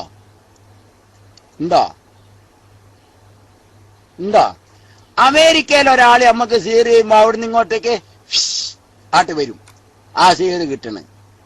അതിന് വല്ല കാര്യമോ കാരണമോ ബന്ധം എന്തെങ്കിലും ഉണ്ടോ സുഹൃത്തുക്കളെ? എന്താ ആ സിഹർ വലിക്കുമ്പോ വല്ല കാര്യമോ കാരണമോ ബന്ധം എന്തുണ്ടോ? നിങ്ങളോടാ ചോദിച്ചേ? ഇല്ല. അപ്പൊ കാര്യവും കാരണവും ബന്ധമൊന്നും ഇല്ലാതെ ഉപദ്രവം ചെയ്യാൻ സിഹറിന് കഴിയും എന്ന് വന്നാൽ ഉപകാരം ചെയ്യാൻ വലിയനും കയ്യൊന്ന് വരേണ്ടി വരും. അപ്പൊ വലിയനെ പറ്റൂലെങ്കിൽ സിഹറിനും പറ്റൂല എന്ന് പറയേണ്ടി വരും. സിഹറിന് പറ്റും വലിയന് പറ്റൂല എന്നാവുമ്പോ ഇരട്ടത്താപ്പാവും. അതാണ് ജിന്നൂരികൾ ചെയ്യണ്. ജിന്നൂരികൾ ഇപ്പൊ ചെയ്യണ അതാണ് ഇരട്ടത്താപ്പ്. മറ്റുള്ള ആൾക്കാർ ഈ പിന്നെ പല്ലൂരി വിഭാഗം KNM അത് മനസ്സിലാക്കിയിട്ട് അപ്പൊ തൽക്കാലം മുണ്ടെന്താ വിഷയം എന്ന് പറഞ്ഞുകൊണ്ട് ഉത്തരിക്കണത്. എന്നാല് ഇത് പറ്റ നിഷേധിക്കുകയാണ് ആര്? മടവൂര് വിഭാഗം. കാരണം എന്താ? ഓർക്ക് എന്തായാലും ശരി മഹാന്മാരെ വിളിച്ച് സഹായം തേടുക എന്നുള്ള അംഗീകരിക്കാനേ പറ്റില്ല. അതുകൊണ്ട് സിഹറും നിഷേധിച്ചു കഴിഞ്ഞു. സിഹർ പോലും നിഷേധിക്കാനുണ്ടായ കാരണം ഇതാ, മറ്റിവർക്ക് സിഹറിൽ പ്രശ്നമില്ല. സിഹറിന്റെ അടിസ്ഥാനപരമായിട്ട് ഇവർക്ക് സിഹറല്ല പ്രശ്നം. കാര്യകാരണ ബന്ധങ്ങൾക്കപ്പുറത്ത് നിന്നുകൊണ്ട് ഒരു വ്യക്തിക്കോ ശക്തിക്കോ സഹായിക്കാനോ ഉപദ്രവിക്കാനോ കഴിയും എന്നുള്ള ഇവരുടെ അടിസ്ഥാനം പൊളിയുന്നു. സിഹറിന് തഅ്സീർ ഉണ്ട് എന്ന് വന്നാൽ, സിഹറിന് ഉപദ്രവിക്കാൻ കഴിയുമെന്ന് വന്നാൽ അത് പൊളിഞ്ഞു പോകുന്നുണ്ട്. അതാണ് മടവൂർ വിഭാഗം അതിൽ ശക്തമായ എതിർപ്പ് രേഖപ്പെടുത്തുന്നത്. മറ്റേ വിഭാഗത്തിനെ നിശബ്ദനാക്കിയത്. ജിന്നൂരി വിഭാഗം പിന്നെ അയഞ്ഞാൻ കൊയഞ്ഞാൻ അംഗീകരണം നടത്തിയത്. മനസ്സിലായോ? ഞാൻ പറഞ്ഞത് നിങ്ങൾക്ക് മനസ്സിലായോ? എന്തിനാണ് ഇവർ സിഹറിനെ വിമർശിക്കുന്നത്? ഞാൻ പറഞ്ഞത് നിങ്ങൾക്ക് തിരിഞ്ഞോ? എന്തിനാണ് മുജാഹിദ് വിഭാഗം സിഹറിനെ വിമർശിച്ചത്? അപ്പൊ പിന്നെ ഇതില് ജിന്നൂരികളും അങ്ങനെ തന്നെയാണ് കേട്ടോ. സിഹറിനെയും കണ്ണേറിനെയും ശക്തമായി വിരോധിച്ച ആൾക്കാരായിരുന്നു ജിന്നൂരി വിഭാഗം. പക്ഷേ ബുഖാരിയിലുള്ള ഹദീസ് തള്ളേണ്ടി വരുമെന്ന് കണ്ടപ്പോഴേ ജിന്നൂരി വിഭാഗം അതിപ്പം കേരളീയരോട് ബുഖാരിയിൽ ഹദീസ് എന്തെങ്കിലും വേണ്ടില്ല ചവറ്റുവട്ടയിലേക്ക് തള്ളിക്കളാന്ന് പറയാന് പറഞ്ഞാൽ അത് വിലപ്പോകൂലെന്നറിയാം. അതുകൊണ്ട് സക്കരിയാവ് തൽക്കാലം എന്ത് ചെയ്തു? എന്തെങ്കിലും ആക്കി അതൊന്ന് ഒപ്പിക്കാൻ വേണ്ടി ശ്രമിച്ച്. സിഹറല്ല തന്നെയാ, സിഹറില്ല തന്നെയാ. അത് അഭൗതികായാലും വേണ്ടില്ല, ഭൗതികായാലും വേണ്ടില്ല, സിഹറില്ല തന്നെയാ, ഉള്ളതന്നെയാന്ന് പറഞ്ഞു. കണ്ടോ? ഇപ്പൊ അഭൗതികമായ രൂപത്തിൽ അള്ളാഹ്ക്ക് മാത്രമേ സഹായിക്കാൻ കഴിയൂ, അല്ലെങ്കിൽ ഉപദ്രവിക്കാൻ കഴിയൂ എന്നുള്ള മുജാഹിദിന്റെ വാദം ഔട്ടായി. അവരത് മാറ്റിയിട്ടുണ്ട്. സിഹർ അംഗീകരിച്ചവര് അത് മാറ്റി. അതാണ് ജിന്നൂരി വിഭാഗം ഇന്ന് ചെയ്തിരിക്കുന്നത്. മറ്റൊരു മുണ്ടാത്തത്, മറ്റൊരു വിമർശിക്കുന്നതിന്റെ കാരണം എന്ന് ഓർമ്മപ്പെടുത്തുന്നു. ഞമ്മയ്ക്ക് ഞാൻ നേരത്തെ ഒരു ചോദ്യം ചോദിച്ചാണ്ട് പിന്നെ അത് മുഴുവനാണ് ഇതിപ്പോ കുറെ ആൾക്കാർ വന്നു. അതിലൊരു പിന്നെ ചോദ്യത്തിന്റെ ഒരു അവസാനം എന്നുള്ളൊരു അഭിപ്രായം കൂടി ഉണ്ടെന്ന് എനിക്ക് പറയാന്. അതിനും കൂടി മൈക്കിട്ടാത്തൊരവസ്ഥ പിന്നെ ഉണ്ടായത്. കുറെ ചോദ്യം ഉണ്ട്. ഞാൻ ചില ദിവസം നല്ല കുറെ ചോദ്യമൊക്കെ ചോദിക്കണം വിചാരിച്ച് പ്ലാൻ ചെയ്ത് വന്നാല് അന്ന് തീരെ മൈക്കെടുക്കാൻ കഴിയൂല. അതാണ്ടാല്.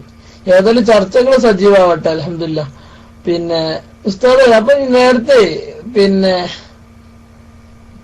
വാടാനപ്പള്ളി ഉസ്താദ് നിങ്ങളെ ഈ നേരത്തെ അന്ന് വാടാനപ്പള്ളി ഉസ്താദ് ഞാനും ആയിട്ടുണ്ടായിരുന്ന ഒരു ചർച്ചയിലായിരുന്നു ആ വിഷയം പറഞ്ഞതെന്ന് എനിക്ക് ഓർമ്മ. നിങ്ങൾ പറഞ്ഞതും ശരിക്ക് വ്യക്തമായിട്ടുള്ള ഒരു ദിവസം വൈകുന്നേരം ഒരു 5 മണിയാകുമ്പോ സൗദി സമയം.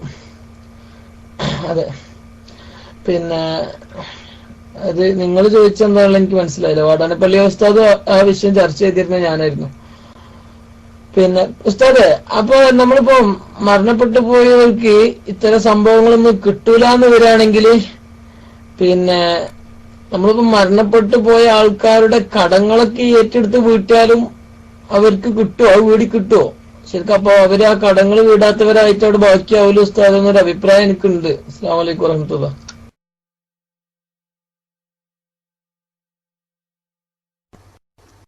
ഞാൻ കേട്ടിട്ടില്ല. ഞാൻ മറ്റേ ഇതിടുകയായിരുന്നു. അത് ശരി, നമ്മുടെ ഇഷ്ടം എന്തോന്ന് ചോദിച്ചതാണല്ലേ. ആ സക്കരിയാവ് ഇത് നിഷേധിക്കുന്ന ഇതാ കേട്ടോളി. നിഷേധിക്കണ ഇതൊന്ന് ഇട്ട് കേൾപ്പിച്ചതാ. അത് ശരി. എന്റെ സൗണ്ട് പറ്റക്കുറവായിരുന്നു എന്നാ മനുഷ്യന്മാരെ നിങ്ങൾ പറയണ്ടേ? ജിന്ന് കയറി കിടക്കുന്നുണ്ടായിരുന്നു എന്റെ മൈക്കുമ്മല്. അത് ശരി, ഇപ്പൊ ഓക്കെയാണ്. ഇപ്പൊ നേരത്തെ ഒക്കെ കുറവാണെങ്കിൽ നിങ്ങൾ പറയണ്ടേ? എന്തായാലും കേട്ടോളി. ഇപ്പൊ എന്റെ 2 ഓഡിയോ CD വെക്കുന്നുണ്ട്. ഓഡിയോ കാസ്റ്റോള് CD കിട്ടിയിട്ടില്ല. ഒന്ന് 98 ഞാൻ പ്രസംഗിച്ചതാണ്. ഈ സുല്ലമിയുടെ ശിഷ്യനായി വളർന്നു വന്ന ഞാൻ അദ്ദേഹത്തിന്റെ സ്വാധീനത്താലുണ്ടായ ചില ആശയങ്ങൾ, സിഹർ വലിക്കൂല, സിഹർ വലിക്കുന്ന വിചാരിച്ച തലാഖതിനെതിരാണെന്നൊക്കെ പറഞ്ഞ് ഞാൻ പ്രസംഗിച്ചിട്ടുണ്ട്. പൊട്ടത്തരം എന്നൊക്കെ പറഞ്ഞ് ഞാൻ പ്രസംഗിച്ചിട്ടുണ്ട്. പൊട്ടത്തരം എന്നൊക്കെ പറഞ്ഞ് ഞാൻ പ്രസംഗിച്ചിട്ടുണ്ട്. പൊട്ടത്തരം.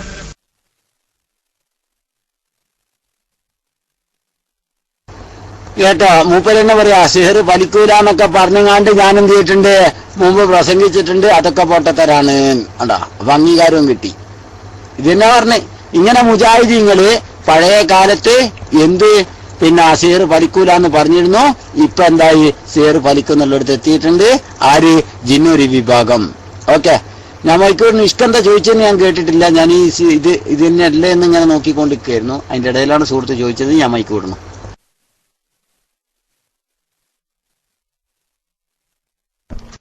അല്ലെങ്കിലും നിങ്ങൾ സർക്കാരെ തീരെ മൈൻഡ് വെക്കണില്ല കേട്ടോ.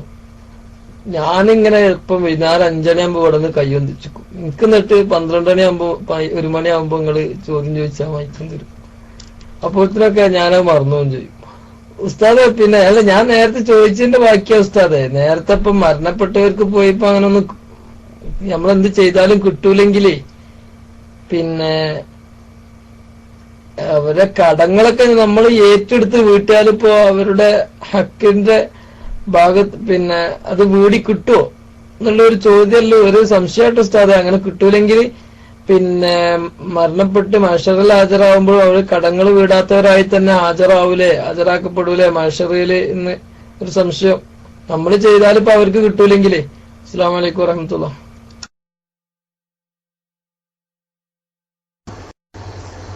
വഅലൈക്കും അസ്സലാം വറഹ്മത്തുള്ളാഹി വബറകാതുഹു. അത് നല്ലൊരു വിഷയമാണ് കേട്ടാ. നബി സല്ലല്ലാഹു അലൈഹി വസല്ലമ തങ്ങളെ നിങ്ങൾ ചിന്തിച്ചു നോക്കി. അതിലേക്ക് കടക്കല്ല. മുജാഹിദീങ്ങള് അടക്കമുള്ള എല്ലാ ആളുകളും എന്ത് ചെയ്യുന്നുണ്ട്? ഉപ്പ മരണപ്പെട്ടു കഴിഞ്ഞാല് ഉപ്പാന്റെ പേരിലുള്ള കടങ്ങള് സ്വന്തമായിട്ട് ഇങ്ങ് ഏറ്റെടുക്കും.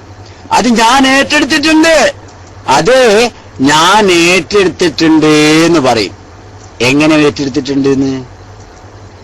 ആ ഉപ്പ എന്തൊക്കെയാ തരാനുള്ളത് അത് ഞാൻ ഏറ്റെടുത്തിട്ടുണ്ട്, എന്നോട് ചോദിച്ചാൽ മതി, എന്നാൽ ഇൻഷാ അല്ലാഹ് ഞാൻ അതിനുള്ള പരിഹാരം ഉണ്ടാക്കി തരും എന്ന് മുജാഹിദീങ്ങളടക്കം പറയാറുണ്ട്.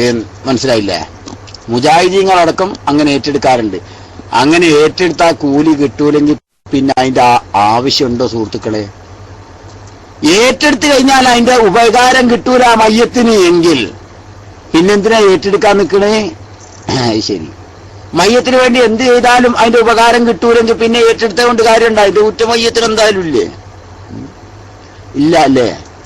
അങ്ങനെ അതിനില്ല, എന്നാ മറ്റേനൊക്കെ ഉണ്ട്. ഓക്കെ, മനസ്സിലാക്കിക്കോ. നബി സല്ലല്ലാഹു അലൈഹി വസല്ലമ തങ്ങളുടെ അടുക്കലേക്ക് ഒരാൾ വന്നു, ഒരു സഹാബി വന്നു.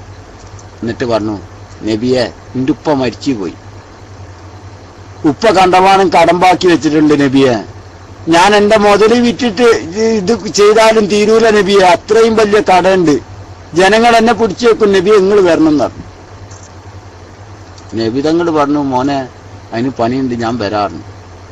പോയി. നബി സല്ലല്ലാഹു അലൈഹി വസല്ലം തങ്ങൾ പോയി.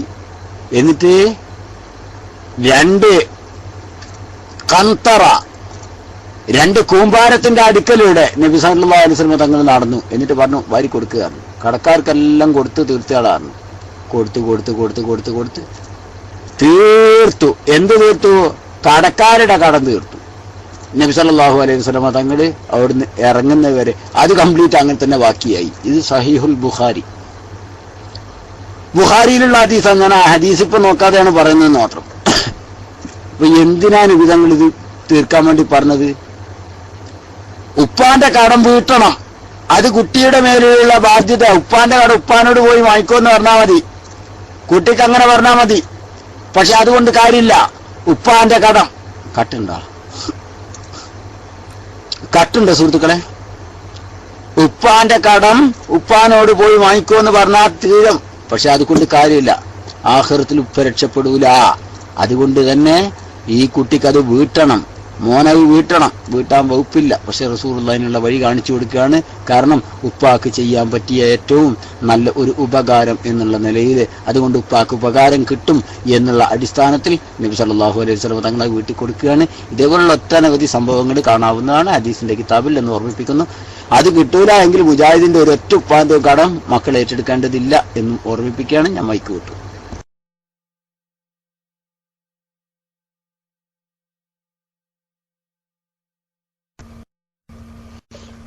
അപ്പം പിന്നെ ഉസ്താദെ, അപ്പൊ ഇതിനൊക്കെ ഒരു എന്താ പറയാ, നമ്മള് എന്ത് ചെയ്താലും മയ്യത്തിന് കിട്ടൂല, മരിച്ചു കഴിഞ്ഞാല് കിട്ടൂലെന്ന് പിന്നെ മുജാഹിദിൽ വാദിക്കുന്ന ഒരായത്തും ഉണ്ടല്ലോ. പിന്നെ ആയത്തിന്റെ ഇത് എനിക്ക് കറക്റ്റ് ഓർമ്മയില്ല. പിന്നെ എന്തായാലും നമ്മൾ ചെയ്തതല്ലാതെ നമുക്കൊന്നും ബാക്കിയാവില്ല എന്നുള്ളതിലേക്ക് അപ്പോ നമ്മൾ ചെയ്തല്ലാതെ ഒന്ന് ബാക്കിയാവില്ല എന്നുള്ളതിലേക്ക് അത് നമ്മൾ ചെയ്ത് ഉറപ്പുള്ള കാര്യമായ അത് ഉറപ്പുള്ള കാര്യത്തെ കുറിച്ചാണ് ആ പിന്നെ ആയത്ത് ഖുർആനിന്റെ ആയത്ത് പിന്നെ അങ്ങനെ പറയുന്നതെങ്കിൽ അങ്ങനല്ല ഉസ്താദ്, ഉറപ്പുള്ള കാര്യത്തെ കുറിച്ച് ഉറപ്പ് ബാക്കിയുള്ളവർ ആരെങ്കിലും ചെയ്താലല്ലേ ആ സംഭവം കിട്ടുകയുള്ളൂ. അങ്ങനെ ആരെങ്കിലും ചെയ്യാനില്ലാത്തവരുടെ ആ ഒരു സാഹചര്യ അവസ്ഥ എന്താണെന്നൊന്ന് ഉസ്താദ് ഒന്ന് പറഞ്ഞാലേ, അങ്ങനെ ആർക്കും അങ്ങ് ചെയ്യാനൊന്നും ആരും ഇല്ലാത്ത ആളുകളൊക്കെ ഉണ്ടെങ്കിൽ അവർക്ക് പിന്നെ അങ്ങനത്തെക്കാരുടെ അവസ്ഥ എന്താണ്. പിന്നെ മാത്രമല്ല ഈ ഒരു പിന്നെ കാര്യം നമ്മളിപ്പോ മരിച്ചതിന് ശേഷം മയ്യത്തിന് ഉപകാരം കിട്ടാൻ വേണ്ടിയിട്ട് മരിച്ച ആളുകൾക്ക് വേണ്ടിയിട്ട് ഭക്ഷണം അതിയെ ചെയ്യുന്നതും അതുപോലെ തന്നെ മറ്റുള്ള കാര്യങ്ങളൊക്കെ അതിയെ ചെയ്യുന്നതും ഇതൊക്കെ ഒരൊറ്റ ദണ്ടിൽ കൂട്ടി വായിച്ചൂടെ എന്നാണ് ഉസ്താദ് ഒരു സംശയം. ഒരൊറ്റതിൽ തന്നെ കൂട്ടി വായിച്ചൂടെ എന്ന്. അസ്സലാമു അലൈക്കും വറഹ്മത്തുള്ളാഹി.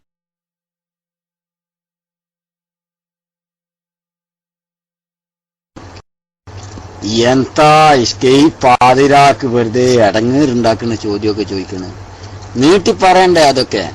എന്തായാലും വേണ്ടില്ല, ഇഷ്ക് പറയണ എന്താ അറിയോ, ഒരാള് മരിച്ചു അയാൾക്ക് വേണ്ടി ഒന്നും ചെയ്യാൻ ആരും ഇല്ല, എന്തായിരിക്കും ഓന്റെ അവസ്ഥ എന്നാ ഒരു ചോദ്യത്തിന്റെ ഒരു ഭാഗം അല്ലേ ഇഷ്കേ?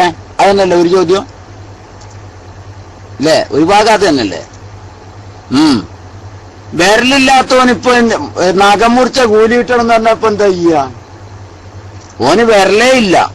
വിരലില്ലാത്തവൻ ഇപ്പൊ നഖം മുറിച്ച കൂലി കിട്ടുവോ? അങ്ങനെ ഉണ്ടല്ലോ. മീശ ഇല്ലാത്തവന് മീശ വെട്ടിയ കൂലി വേണമെന്ന് പറഞ്ഞപ്പോ എന്താ ചെയ്യാ? ഇല്ല. ഉള്ള ആൾക്കാർക്കല്ലേ കിട്ടുള്ളൂ. വിരലില്ലാത്തവനോട് നഖം മുറിച്ച കൂലി ഓനിക്കില്ല. അവനിക്ക് വിരലേ ഇല്ല, പിന്നെ അവനിക്ക് ഇങ്ങനെ നഖം മുറിച്ച കൂലി കിട്ടല്? മീശ ഇല്ലാത്തവനോട് മീശ വെട്ടിയ കൂലിയും കിട്ടൂല. അതിലൊന്നും കാര്യമില്ല. ഒരാൾക്കിനി അപ്പൊ അങ്ങനെ ഇല്ല, ഓനിക്ക് ആ കൂലി കിട്ടൂല. ഇനിയിപ്പൊ എന്താ ചെയ്യണു? പെണ്ണുങ്ങൾക്ക് ഇപ്പം പള്ളിയിൽ പോയ കൂലി കിട്ടും, അതും കിട്ടൂല. പെണ്ണുങ്ങൾക്ക് ഇപ്പം പള്ളിയിൽ പോയ കൂലിയും കിട്ടൂലല്ലോ. അതേമാതിരി ഇതൊക്കെ ഒന്ന് തന്നെ. അപ്പൊ അതെന്തോ ആവട്ടെ. പിന്നെ പറഞ്ഞെന്താ, ഒരായത്തുണ്ടല്ലോ, ആ ആയത്ത് മുജാഹിദീങ്ങൾ ആദ്യമായിട്ട് നിങ്ങൾക്ക് വിവരമില്ലായിട്ട് ഓതുക. ഇൻസാനി ഇല്ലാമാസ ആന്ന്. അവനവൻ ചെയ്ത പ്രവൃത്തിയെ ആ മനുഷ്യന്മാർക്ക് കിട്ടുള്ളൂ, മറ്റുള്ളവർ ചെയ്താൽ കിട്ടൂല എന്നാണ് മുജാഹിദ് പറയണത്. ഇല്ലേ? അതല്ലേ ആയത്ത്? ഇൻസാനി ഇല്ലാമാസ ആന്ന്. ആ ആയത്ത് മൻസൂഖാണ്. ആ ആയത്ത് മൻസൂഖാണ്. ആ ആയത്ത് നിയമം പ്രാബല്യത്തിൽ ഇല്ലാത്തതാണ്. ഇതെല്ലാവർക്കും അറിയില്ല, മുജാഹിദിന് തീരെ അറിയില്ല. ഈ ആയത്ത് മൻസൂഖാണെന്നാണ് ഇബ്നു അബ്ബാസ് റളിയല്ലാഹു തആല അൻഹു പറഞ്ഞിരിക്കുന്നത്. വഅൽഹഖ്നാ ബിഹിം ദുർരിയ്യതഹും എന്നുള്ള ആയത്ത് കൊണ്ട് ഈ ആയത്ത് നസ്ഖ് ചെയ്യപ്പെട്ടിരിക്കുന്നു എന്ന്. ഈ ആയത്തിന് 8ഓളം തഫ്സീറുകള് ഇബ്നു തൈമിയ്യ തന്നെ രേഖപ്പെടുത്തുന്നത് കാണാം. എന്ന് പറഞ്ഞത് കാഫിറായ മനുഷ്യന് അവൻ ചെയ്ത കുഫറല്ലാണ്ട് വേറൊന്നും കിട്ടൂല എന്നാണ് ആ ആയത്തിന്റെ അർത്ഥം എന്ന് ഒരു വിഭാഗം വ്യാഖ്യാനിച്ചിട്ടുണ്ട്. അതുപോട്ടെ, വേറെ ഒരുപാട് കാര്യങ്ങൾ അതിന് വ്യാഖ്യാനമായി കൊടുത്തവരും ഉണ്ട്. എന്തായാലും ആ ആയത്ത് നിയമം പ്രാബല്യത്തിൽ ഇല്ലാത്തതാണ്. ആകെ ഒരാള് അതിന്റെ എട്ടാമത്തെ തഫ്സീർ ഇബ്നു തൈമിയ്യ കൊടുത്ത് ഇബ്നു സാഖൂനി പറയാണ്, ജീവിച്ചിരിക്കുന്ന ഒരാളിൽ നിന്നും മരിച്ചവർക്കൊന്നും കിട്ടൂല എന്നാണ് അതിന്റെ അർത്ഥം എന്ന് പറഞ്ഞത് ഇബ്നു സാഖൂനിയ. ആ ഇബ്നു സാഖൂനി പറഞ്ഞത്, ഇബ്നു തൈമിയ്യ പോലും പറഞ്ഞത് ഹാദാ ഹുവ അർദലുൽ അഖ്വാൽ എന്നാണ്. ഏറ്റവും വൃത്തികെട്ട വാദാണിത്. ഇബ്നു തൈമിയ്യ പോലും പറഞ്ഞത് ഹാദാ ഹുവ അർദലുൽ അഖ്വാൽ, ഏറ്റവും വൃത്തികെട്ട വാദാണ്. ഇങ്ങനൊരു വാദം ലോകത്തൊരാൾക്കും വേറെ ഇല്ല. ഇബ്നു സാഖൂനിന്റെ വാദം വേറൊരാൾക്കും ഇല്ല. മനസ്സിലായില്ലേ? അപ്പൊ എന്താ, ആ ആയത്ത് മൻസൂഖാണ്. ആ ആയത്ത് പിൻബലം പിടിച്ചുകൊണ്ട് എന്ത് ചെയ്യാൻ പറ്റൂല, മരിച്ചവർക്ക് ജീവിച്ചിരിക്കുന്നവരിൽ നിന്ന് ഒന്നും കിട്ടൂല എന്ന് പറയുന്നത് ശരിയല്ല. ഇനി എന്താ വേറെന്തുണ്ട് അതിനവിടെ ചോദിച്ചേ? എന്തായാലും ഞാൻ നിർത്തുകയാണ്. സമയം ഒരുപാട് വൈകി, പിന്നെ വെജാൻ ഞാൻ മൈക്ക് വിട്ടു. അസ്സലാമു അലൈക്കും.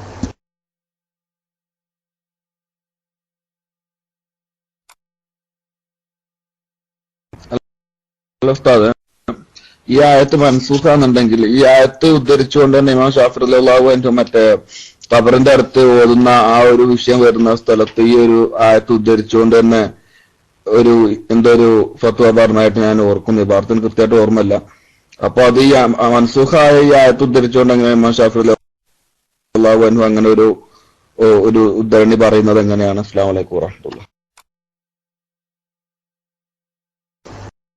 ഞാൻ പറഞ്ഞല്ലോ, ഇബ്നു അബ്ബാസ് റളിയല്ലാഹു തആല അൻഹുവിന്റെ അഭിപ്രായത്തിൽ ഇത് ആയത്ത് മൻസൂഖാണ് എന്നാ. അതുകൊണ്ട് എന്താക്കാൻ പറ്റൂല, അതുകൊണ്ട് ഖണ്ഡിതമായ ഒരു രേഖയായിട്ട് പിടിച്ചുകൊണ്ട് കിട്ടൂല എന്ന് പറയാൻ നിർവാഹമില്ല എന്നാ പറഞ്ഞത്. മാത്രമല്ല അതിനെതിരായിട്ട് ഒരുപാട് ഹദീസുകൾ വേറെയും വന്നിരിക്കുകയാണ്. അതുകൊണ്ട് തന്നെ ഈ ആയത്ത് തെളിവായിട്ട് പിടിച്ചുകൊണ്ട് കിട്ടൂല എന്ന് പറഞ്ഞതിന് അർത്ഥമില്ല. അതുകൊണ്ടാണ് അത് മൻസൂഖ് അല്ല എന്ന് വാദിക്കുന്ന ഒരുപാട് ആളുകൾ ഉള്ളത് കൊണ്ടാണ് അതിന് തഫ്സീറുകളും ഞാൻ പറഞ്ഞു 8ഓളം തഫ്സീറുകൾ രേഖപ്പെടുത്തിയിട്ടുണ്ട്.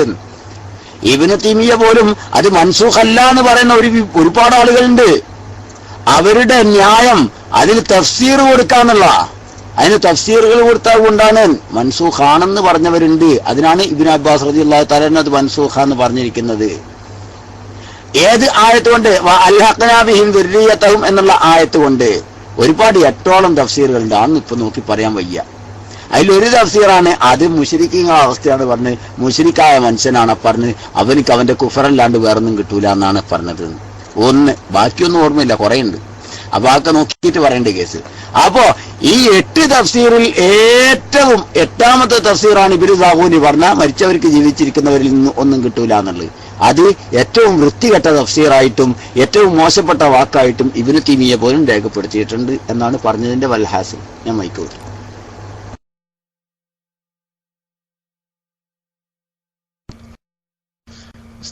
ഈ ആയത്തുമായിട്ട് ബന്ധപ്പെട്ടാണ്ട് ഒരു വിഷയം കൂടിയുണ്ട്. കാരണം ഈ ആയത്ത് കൊണ്ട് ഉദ്ദേശിക്കുന്നത് പിന്നെ ഈ ആയത്ത് കൊണ്ട് ഉദ്ദേശിക്കുന്നത് നമുക്ക് ഉറപ്പിക്കാൻ മരണപ്പെട്ടതിന് ശേഷം നമുക്ക് ബാക്കിയുള്ളവർ ആരെങ്കിലും ചെയ്താലേ കിട്ടുകയുള്ളൂ, ചെയ്തില്ലേ കിട്ടൂല എന്നുള്ളൊരു അർത്ഥം ഇതിന് വരുന്നുണ്ട് എന്നുള്ള രീതിയിൽ ആണ് ഇമാം ഷാഫി റളിയല്ലാഹു അൻഹു പറഞ്ഞതെന്ന് എനിക്ക് എന്റെ ഓർമ്മ. എനിക്ക് അതിന്റെ ഇബാറത്തടക്കം ഞാനൊരു ഇത് ചെയ്തിരുന്നു. അതില് ഇത് മരണപ്പെട്ടു പോയവർക്ക് ബാക്കിയുള്ളവർ ചെയ്താലേ കിട്ടുകയുള്ളൂ, നേരെ മറിച്ചിട്ട് ആ ഒരു ഉറപ്പിച്ചു പറയാൻ വയ്യുന്നത് സ്വന്തം ചെയ്ത കാര്യം തന്നെ ഉണ്ടാവുള്ളൂ, ബാക്കിയുള്ളത് ചെയ്താലേ കിട്ടുകയുള്ളൂ എന്നുള്ളൊരു കാര്യമാണെന്ന് ഇങ്ങനെ അതുമായിട്ട്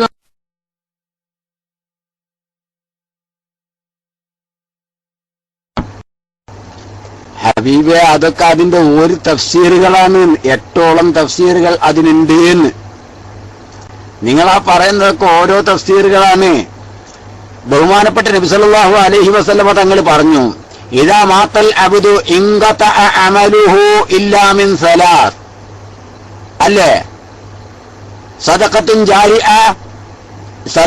ജാരിയ വ ഇൽമുൻ യന്തഫിഉ ബിഹി വ വലദുൻ സാലിഹുൻ യദ്ഉ ലഹു എന്ന് പറഞ്ഞുള്ള ഹദീസ്. ആ ഹദീസ് വിശദീകരിക്കുന്നുണ്ട് മഹാന്മാർ ഈ ആയത്തിൽ തന്നെ.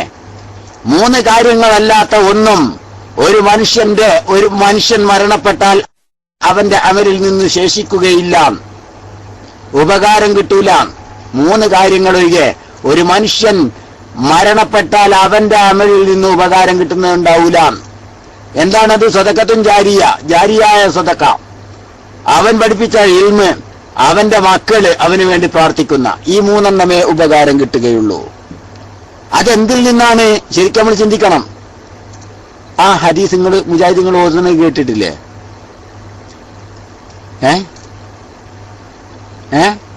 എന്റെ ശബ്ദം കേൾക്കുന്നില്ലേ? ഞാൻ ഒറ്റക്ക ഉള്ളൂ ഇവിടെ. കുറച്ചോനെ DC ആയ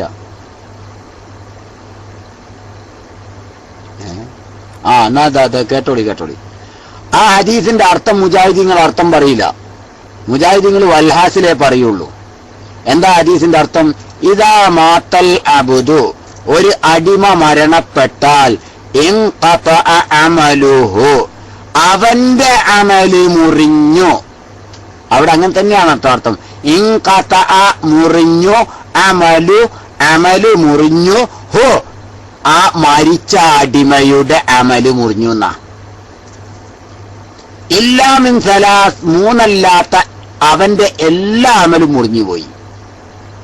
ഒന്ന് സദഖത്തുൻ ജാരിയ വ ഇൽമുൻ യന്തഫിഉ ബിഹി വ വലദുൻ സാലിഹുൻ യദ്ഉ ലഹു. ഈ മൂന്നെണ്ണം. ബാക്കിയുള്ള അവന്റെ എല്ലാ അമലും മുറിഞ്ഞു. ഇനി അവന് നിക്കാറില്ല, നോമ്പില്ല, ഹജ്ജില്ല, സകാത്തില്ല, ഇതിന്റെ ഒന്നും അവന്റെ അമലിന്റെ കൂലി എനിക്ക് കിട്ടൂല. ഇതുകൊണ്ട് മറ്റുള്ള അമലെല്ലാം മുറിയണത് ചങ്ങായിയേ.